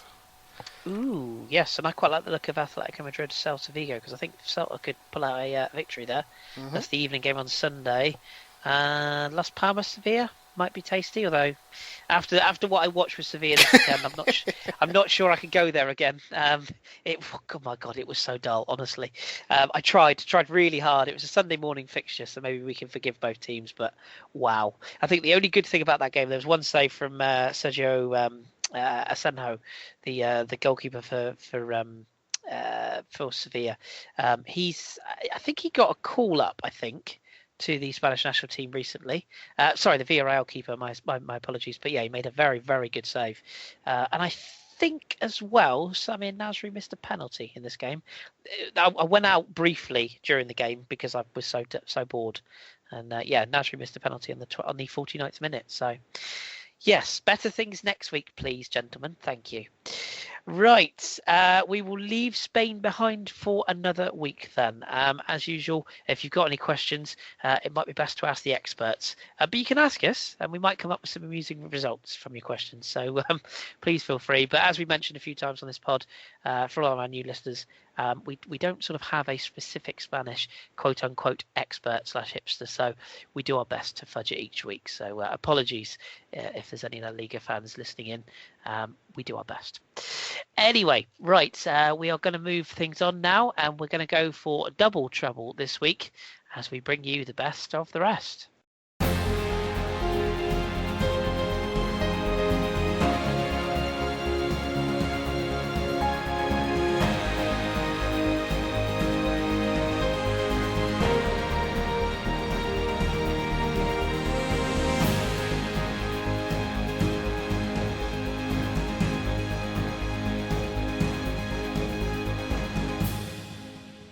Right, best of the rest, just a quick whip through of two countries this week, Portugal and Holland. Portugal very quickly because it's probably, along with Holland actually, the next big league in Europe behind our big four. Benfica are still top of the table. They are 48 points. They're a point clear of Porto. More on them in a second. Benfica with a 3-0 win over Nacional. 2 more goals for Jonas, who's very much back, and another one for Kostas Mitroglou's beard. Because he's not actually a man anymore, he is just a beard. But good goal for him. So that's a 3-0 victory for Benfica, which put the pressure on Porto, who played Sporting Lisbon. I say put the pressure on, they'd already played. Really badly judged there. But Porto won by 2-1 over Sporting Lisbon. Very, very good game this to watch, actually. Tiquinho with both goals for Porto in that game. Really like him. Very impressive. He looks a player, doesn't he? Yeah, he looks very good. A bit older than what you expect normally. I think he's 25, something like that. But yeah, 26. There we go. Yeah, looks like he's got some ability to be out in though. Yes, certainly did. He schooled in Brazil, came from Nacional through Vitória Guimarães to join Porto. Full name: Francesco de Sagres Soares dos Santos. There you go. Not a lot of people know that. So yes, he got both goals. One back was from Ruiz for Sporting Lisbon, who I don't think will be sticking around the next season. He's another player that I think is turning heads. He's only 23, Alan Ruiz. He's an Argentinian youth international. I don't believe he's been fully capped as of yet. I could be wrong on that, but he looks like a player who might be on the move in the summer. So disappointing for Sporting. Sporting Braga are continuing to put the pressure on. They're playing Estoril. Actually, in fact, I think I'm right in saying that game is ongoing as we speak. I'll try and find out the score of that in a moment. As he quickly glances down, it's currently 0-0, but only 9 minutes gone. If they win that game, Braga, they could actually leapfrog Sporting into third. So interesting there. Reading down the table, Vitor Guimarães are 5th and Maritimo 6th. A couple of other notable clubs, Arouca 10th, Belenenses 12th. Paços de Ferreira struggling a little bit, 13th this season. Estoril on a terrible run, 5 straight defeats, 16th. The two clubs in the bottom two positions, relegation zone. Tondela 14 points on 17th, and Nacional bottom 18th, 13 points. And they've only scored 15 goals this season. Ouch, not good.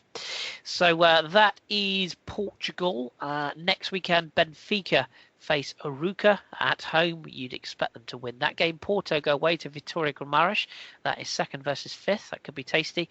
Boa Vista face Sporting Braga. Moreirense face Sporting Lisbon. So that should be a tough game for them as well away from home. As for the Eredivisie, Drew, how are Feyenoord getting on? I suspect rather well at the moment. I'll give you one guess. Oh, go on. Top of the table. Hey, 5 straight wins. Yes, 6 actually. 6, 54, you're right. Yep, 54 points after playing 21. They're 5 points clear of Ajax, who are second on 49. PSV are third on 46. FC Utrecht are fourth on 34. SC Heerenveen and Vitesse Arnhem are tied on 33 points for fifth. AZ Alkmaar are seventh on 32 points. That rounds out the European places. And then the bottom three, it's ADO Den Haag on 17 points and 16th. Roda JC are 17th on 16 points, who are also tied on points with Go Ahead Eagles, who, after coming back up, doesn't look all that well for them. So, interesting name on the top goal scorers list, I notice. I don't know. Nikolai Jorgensen. Yeah, him. But also, the one below him, I'm not even going to attempt to pronounce this name. Oh, Reza Hushenejad, I think. That's the one. The guy at Heerenveen, yes. That's and a welcome return for Vicky Van Volswinkel at Vitesse as well. 10 goals. Didn't I tell you guys that he would come in and score 15 goals this season after failing everywhere else? Yeah, he's having a lovely old time, isn't he? Yeah. As is Kasper Dolberg as well. Yes, apart from him being one to look out for, two players. Ines Unal, SC20, he's actually on the books at City, but he's on loan. So I know that everyone, we just talked about it, maybe an Aubameyang might go to City, but Unal could be Pep's long-term project at striker, despite Iheanacho also being at the club. Another player to look out for, you two, being English, Lewis Baker has been doing it for Vitesse for the last 2 seasons. I think he deserves a call up to the national team in a friendly, at least. Give him a look, because he's usually good for under 21s as well. So I don't know. Definitely, and Sebastian Haller, of course, who we all know and love, doing rather well. Ross keeps asking me how I think he'll do at Saints. I keep telling him he won't be disappointed. So. Yeah. Is that Lewis Baker of Chelsea? Chelsea, yeah. Loney? I think. Yeah. Yeah, one of the 8,987 players on loan for Chelsea currently. So, yeah, good luck to him. I was going to say he's Vitesse Arnhem, isn't it? They normally send quite a few players, so they've got that kind of like they have that loan arrangement. Yeah. Mm-hmm. And Arsenal sent a few over there, haven't they, in this close transfer window as well. Nkechi Nwakalawi, the Nigerian chap who's on loan. You really are turning into Danny. Good crap. I am, aren't I? Nwakal. And Gideon Zelalem has gone over there, of course, as has Dan Crowley. And there's another one, isn't there? I'm sure there's another Arsenal loanee gone to Holland in this close window. It really is the perfect place for players of that certain age group, like just between 17 and 19 years old, to go and get time. Even at a smaller Dutch club, there's all the clubs there are so intertwined with, trying to get youth players involved and giving them time. So it's can't go wrong with it. No, game time. That's the key thing, isn't it? The progression. Yes. Okay. So there we go. That's another couple of leagues wrapped up for you again. We say this every week. Nobody ever asks us, but if you ever really fancy us running down a league, or indeed just setting us up to pronounce things terribly, well, me anyway, please do tweet us if there's a specific league you want us to cover. We will do our best to. Just not the Estonian Southern Regional Division 6 League, or indeed the Trinidad and Tobago 4th Division, or I know this is a hipsters pod, but come on, Jesus, we've got to at least be able to watch the games. My God. Anyway, we will leave the best of the rest, and indeed our roundup of Europe there for another week. So before we take your questions, we have, of course, time, as we always do, for this week's Hipsters Choice.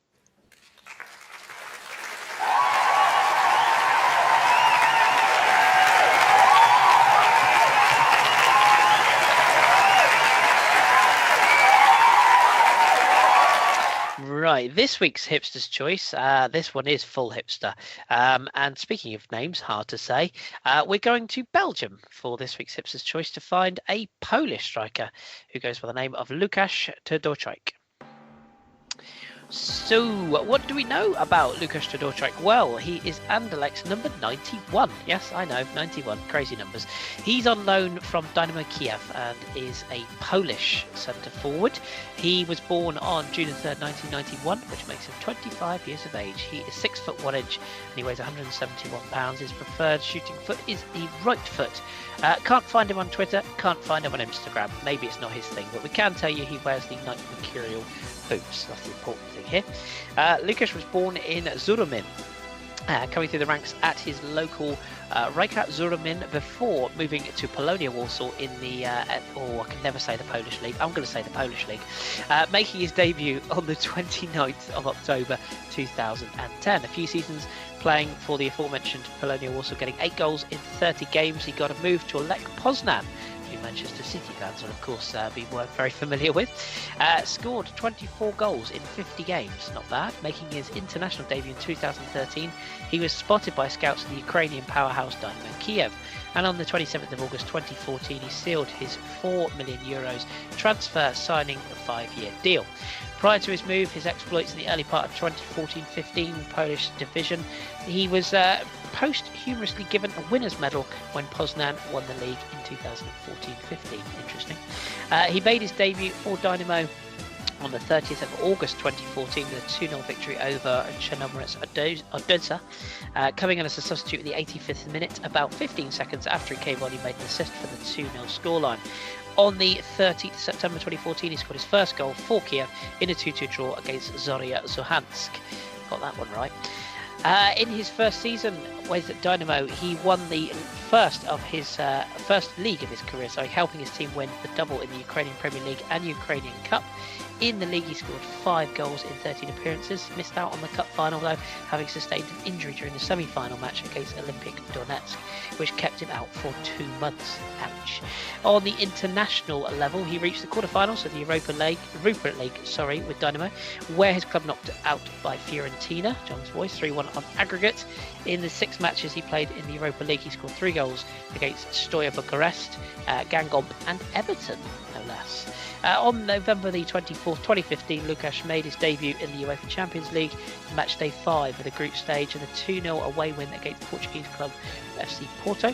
Coming on as a substitute in the 87th minute, while he remained goalless in the competition, Dynamo reached the last 16 of the UEFA Champions League season before being eliminated by Manchester City 3-1 on aggregate. In the league, he scored 5 goals in 11 matches in the 15-16 season, and in August of 2016 he was loaned to Belgian side RSC Anderlecht for the season. He made his debut for Anderlecht on the 7th of August 2016 in a 5-0 victory over KV Kortrijk, scoring on his debut. He's a giant in the air. The majority of his goals have been scored with his head, and he's got a lot more to his game than just being a target man, possessing a poacher's instinct in and around the penalty area and a deceptive turn of pace. He fits the footballing cliche of having a good touch for a big guy, showing his great finesse when striking the ball. That being said, he still knows how to make sure a ball stays hit when lining up a shot.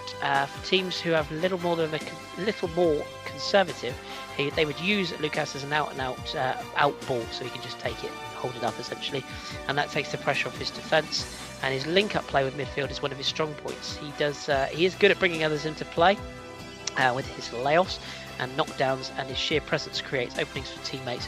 Performances this season has seen him linked with a move to England, such clubs as Everton, Stoke, Sunderland, West Brom, West Ham and Championship club Aston Villa, all touted as potential suitors during the recently closed January transfer window. Now I know, John, by your own confession, this isn't a man you've heard anything about, so I'm going to lean on Drew slightly for this one. Drew, obviously you know a bit about Polish strikers, Robert Lewandowski, of course, being one, and Milik, who, of course, has gone off to Italy this season, did good things in the Eredivisie last season. So what do you make of Tadej Choik? I mean, is he the classic good feet for a big man, or is he, as the description very nicely captures it, a little bit more than that?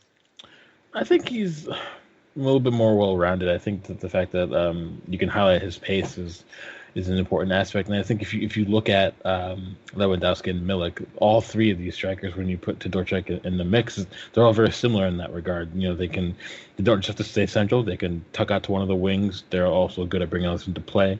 All of them have good instincts in the box, but not afraid to shoot from outside of it. All three are very good in the air. So it seems like the fact that he's following in those footsteps, or rather maybe you can say Milik are following in his footsteps and Lewandowski's, because Todorczyk is a little bit older. But I think that just maybe speaks to the type of players that Poland actually can produce, at least from at youth level. Whether or not this season is any indication of how good he can be, it's tough to say, because we've seen other players have excellent goal scoring records in the Belgian league as strikers and go on to a league of maybe higher difficulty and not do well. For example, Jelle Vossen used to smash goals in the Belgian league, and then he went to the championship. Was it last season? And he did not have a good time, and promptly went right back to Belgium. So, but if you look at his goal scoring record right now, I think he's 17 goals, 3 assists in the 24 appearances in the Jupiler Pro. And then he has a combined 7 goals and 8 appearances in Europa League between qualifying and the group stage. And then it's 1 goal in the Beker van België. So he has 25 goals and 34 appearances. That is an excellent return. But you have to ask, is that indicative of how good he is, or could it just be the level of competition he's playing against? But then if you look at his goal scoring record in Europa League, you would say that maybe he can do it against a better side. So I think because he is well-rounded, there's always rumors about when and if Romelu Lukaku leaves Everton, where he's going to go. But Todorczyk would be a very cheaper but good alternative. Say Lukaku goes for, I don't know, 40 million. I know Kris thinks it's way too high for him, but you can get Todorczyk for half that. And I would say he would be maybe a bit of a Ronald Koeman player because he is flexible tactically, and he can be a focal point while he can also bring others into the play. So he might be one to look out for, but again, it's hard to tell where he'll end up. We'll see if he moves to the next level over the summer. I mean, questions will be answered then. Yeah, well said. I think he's one of those players, isn't he, that who'd have thought Olivier Giroud would have ended up at a club like Arsenal, I suppose. And it's one of those where you see a goal scorer scoring goals in a lesser league, and you go, would a big team take a chance on him? I think maybe his level is more of a sort of an upper championship, mid-table Premier League side, maybe.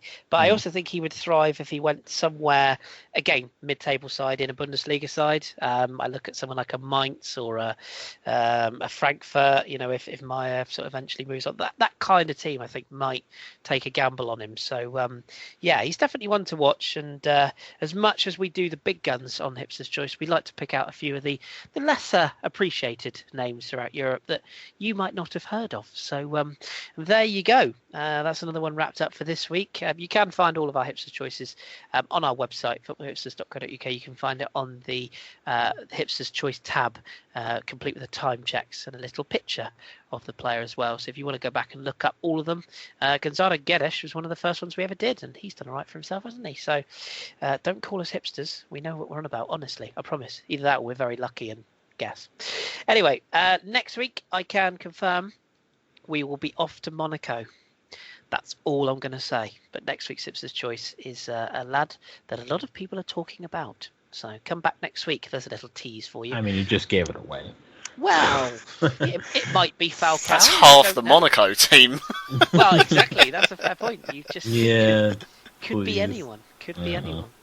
But there's a sneak peek into next week's show, so that means you have to all come back.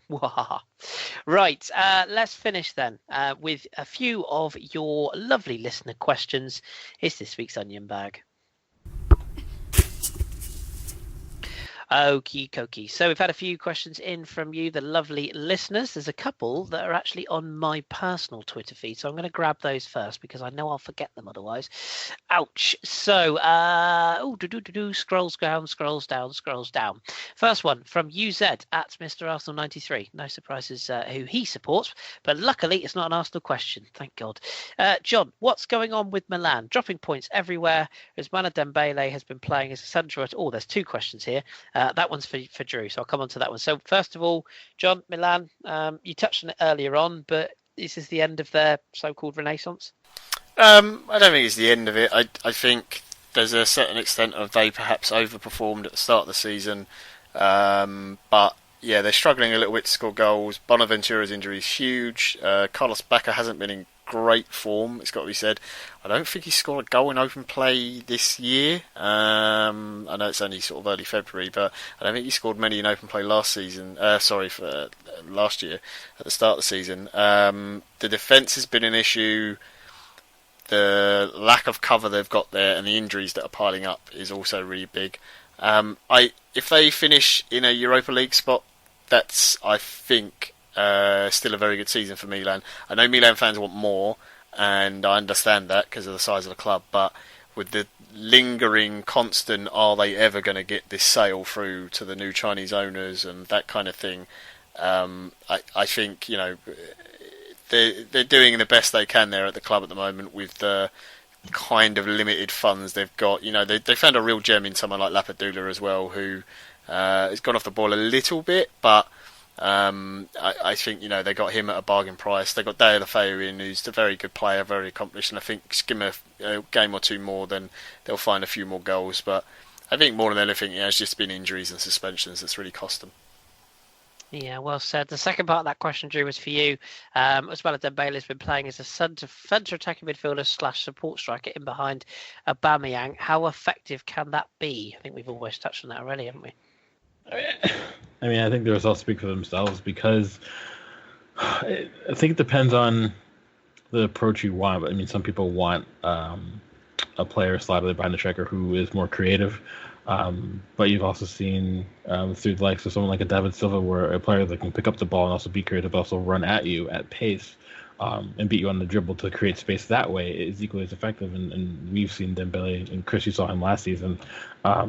For Rennes, I've seen him this season for Dortmund, basically every weekend. And I think he's deceptively creative for a player who is more known for his pace and his technical ability. But I think it's creating that space with the ball at his feet that someone like an Aubameyang can thrive and continue to score goals, because you damned if you don't. If you try to mark out Aubameyang, you're leaving all this space for Dembele. If you try to mark Dembele, he can either beat you, create the space, or he's smart enough to lay the ball off for a Royce or Aubameyang and into the space that was left unoccupied when you try to mark him. So it gives a lot of headaches. And it's not as straightforward as if you had someone just like a pure playmaker in behind the striker, and you'd maybe know what to expect. But with someone who's versatile like that, it's a nightmare for people when they get it right.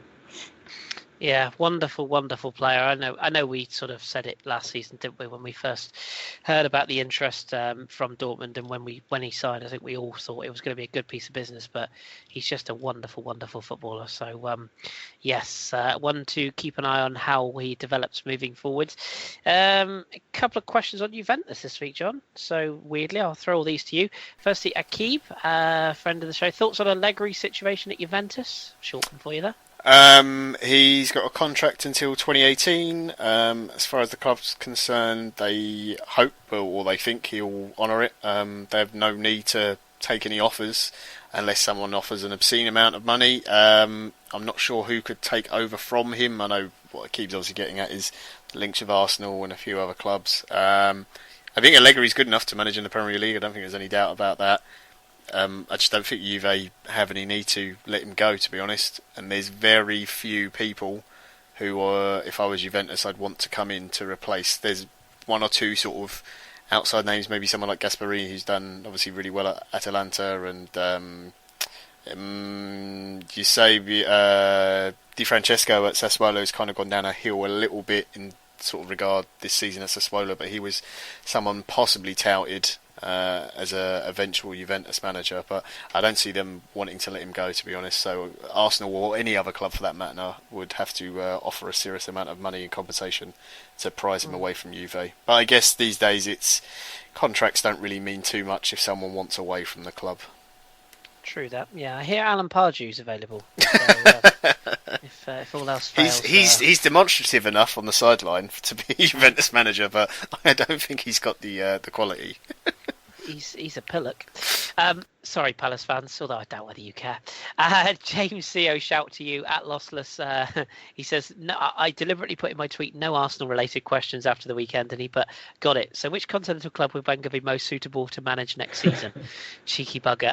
PSG is the straight answer to that one, but I don't think it's going to happen. So, yeah. I bet he'd like the Monaco job with the team they've got now as well. He'd love the Monaco job. I tell you, that's exactly the sort of club he'd love to manage. All those youngsters racing around and playing free-flow football with, well, actually, no tactics is completely wrong. I shouldn't say that. But, they're just smashing the league, and good luck to them. I tell you what, though, Jardine wouldn't be a bad fit at Juventus, just on the subject. Yeah. That could work rather nicely. Okay. Me and you have been left out here, Drew. Terrible. Here's another one for John. With Juve rampant, who does second place go to? That comes from Bobby Chakraborty. Ooh, Don't say Palermo. that would be some achievement. It's really tough to call between Napoli and Roma because Roma are still in very good form. I just get the feeling, just because Napoli, especially after that result, and if they do, sort of, it would be a surprise. I think even the most staunch Napoli fan would say it'd be a surprise if they beat Madrid. But I just think they might just have the momentum just to carry them through, and Roma are going to be.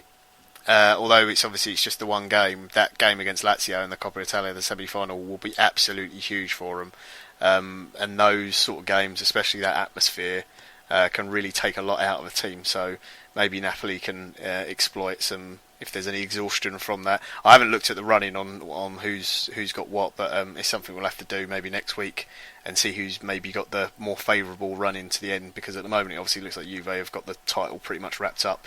They've got through their difficult period and tough games, so yeah, it would be a straight shootout between those two, but I think Napoli, that's my pick. Fair enough. Secretly, I know I'm biased, I think Inter are going to finish second. Calling it now. Really? Well, I think Yeah, I predicted them third, I think, at the start of the season. And when De Boer started showing his real quality, I got terrified and thought, oh god, this is going to be like 10th or something. Yeah. I just have a feeling that I don't know. I could be completely wrong. I probably will be completely wrong, but hey, let's chuck it out there. Why not? That's what predictions are for.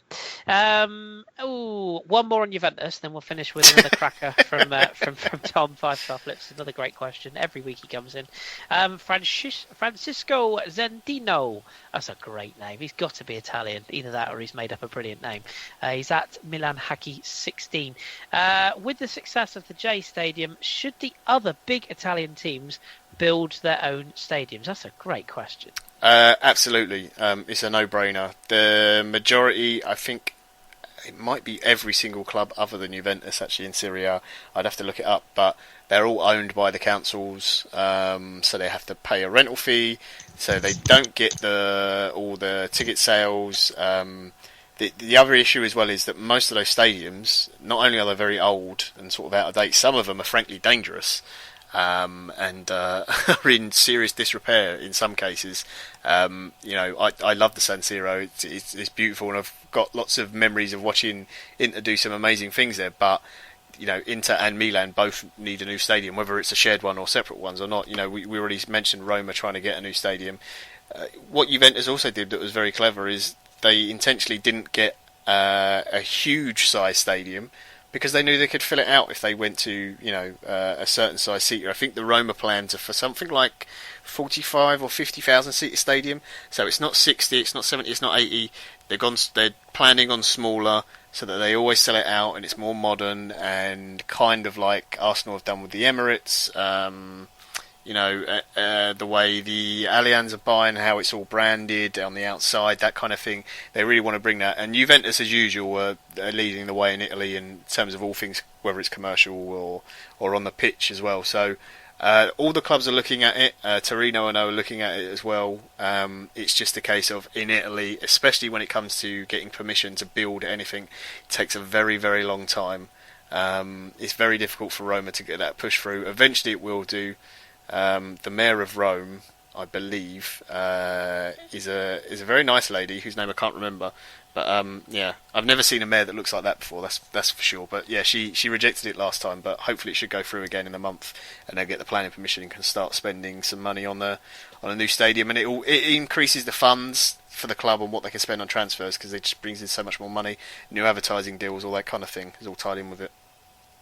Good stuff. Yeah, great question. That really enjoyed that one. And breaking news: shock in Portugal. Braga are losing at home to Estoril. Headed goal on the 34th minute. That just on that stadium thing. That's not just a thing in Italy as well. That's something that's been happening in France, and I think there's German clubs as well. Perhaps don't suffer it quite as much, but I know in France more clubs are trying to build their own stadium than rent them off the council, aren't they?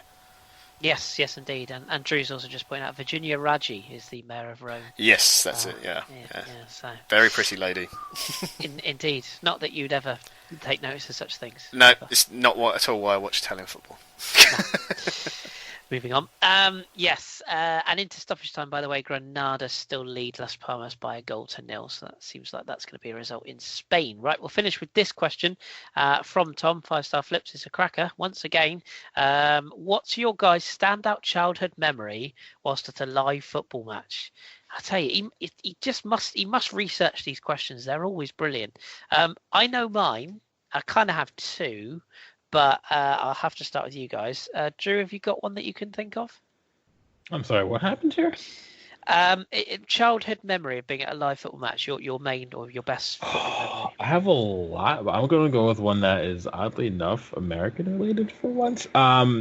So I went to the Women's World Cup in '99 because one of the venues was in New Jersey, just across the river, like 20 minutes from where I live. So I was there for when the U.S. women beat Denmark 3-0, and it was really just like seeing at the time, Giants Stadium, the New York Giants. So a lot of the venues for the World Cup were American football grounds. So it was 80,000 seats. It was sold out for a Women's World Cup match, and then I think that's when you really could see the sport like really taking off in the United States to another level. It was already popular in certain parts of the country, but you saw that and it was just like kind of like a wow thing. So it's like I was no longer like the weird kid who like loved the sport so much, like my group of friends. So it was a fun experience, and yeah. Good stuff. John, have you got one?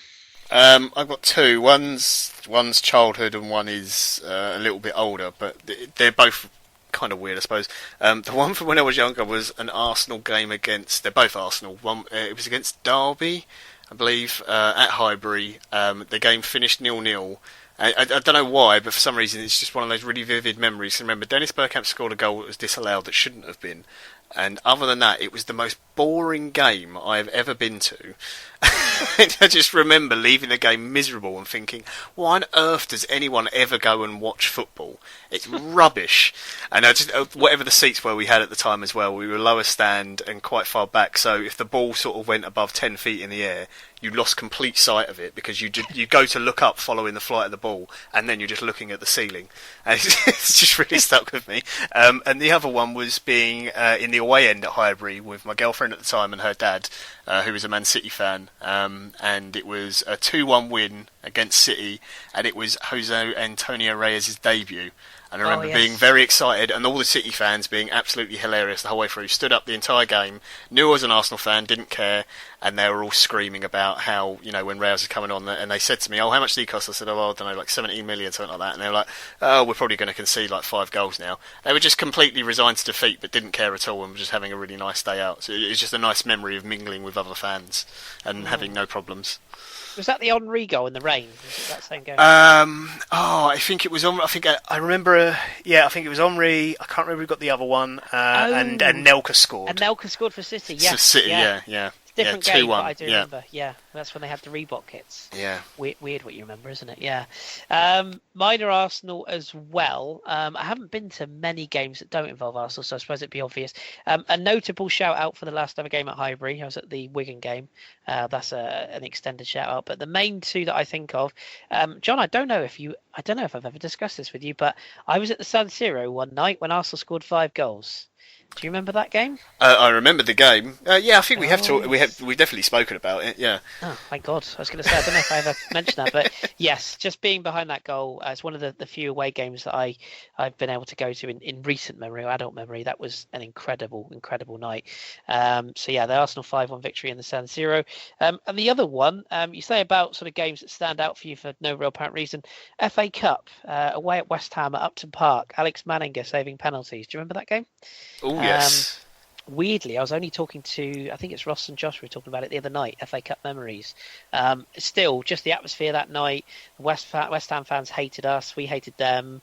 We both hated Spurs. It was just a really random night, and it was an epic FA Cup game under the lights as well. Just amazing atmosphere. And it's just one of those, for no apparent reason, it just stands out. So, yeah, some good memories. If I really sat here and thought about it, I'm sure we could all come up with 100 memories, but they are the ones that immediately jump to memory for me anyway, or jump to mind. So yeah, and I'm sure Tom will come up with yet another wonderful question next week that we have no time to prepare for and catches us on the hop. So thank you, Tom. Superb stuff. Right, we will leave it there then for this week. Another bumper show. Hopefully, we're not going too long. We're conscious that we always say we're going to try and do an hour and a half show, and it never works. So please, if you do have feedback on the show, do let us know. We like to try and keep them as punchy as we can, but the truth is, there's just so much to pack in. We don't want to leave people hanging on stuff, and we don't want to miss out leagues. So keep your feedback coming in. A couple of plugs. We have a blog going up soon from our good friend Jimmy Enanguna about the upcoming MLS season, which gets underway in March. So that will be soon to be able to read. It's a brilliant preview. He's written a whole load. It's fantastic stuff. Jimmy will also be doing a podcast with me soon. Yes, you'll get to hear Jimmy on the airwaves. I think, Drew, you might be jumping in on that one as well. So we'll be talking about the MLS season and Jimmy's beloved DC United and their new away strip, which is rather tasty. And you can listen to the French football special that John mentioned earlier on with myself, Lana Dunwood, Rich Allen, Jeremy Smith and Nathan Staples. 2 hours talking French football and all in and around it. Really enjoyable time. We've got some really good feedback from that. So do give that one a listen. That's available now. And the final plug, we should be getting another interview coming up soon. For those of you who are not fans of English football, or those of you that are, maybe you might remember the story of Leyton Orient, who were sold for £1 in the 80s. And there was a very vivid documentary made about their manager, John Sitton, at the time, who's a former footballer, played for Arsenal, in fact, and various other clubs. He was the manager at the time. He has kindly agreed to come on our podcast and do an interview with myself and a couple of the guys soon. So look out for that. I'm sure there's quite a story to tell. And if you haven't seen that documentary, I would urge you to watch it. It's fantastic. For all the wrong reasons, I have to say, but it's a really interesting watch. So that is it. My thanks especially goes out this week to Josh from the English Breakfast, who stepped in for Kelly, who's very busy with work commitments this week. Josh did the Hipsters Choice for us. So many thanks to Josh for his work, and of course to Ross for his continued work on English Breakfast, and all the crew, of course. Gaz, well, you have to do your job. And of course, Kat and Var, who still do a lot behind the scenes. And to Drew and John. So thank you for your time this evening, gentlemen. Cheers. Thank you indeed. And we will return, of course, this time next week. The English Breakfast will return as usual on Sunday night at the earlier time. Seems to be working for us. So until then, keep enjoying your football, keep your beer strong and your glasses trendy. We've been the Football Hipsters, and we'll speak to you very soon.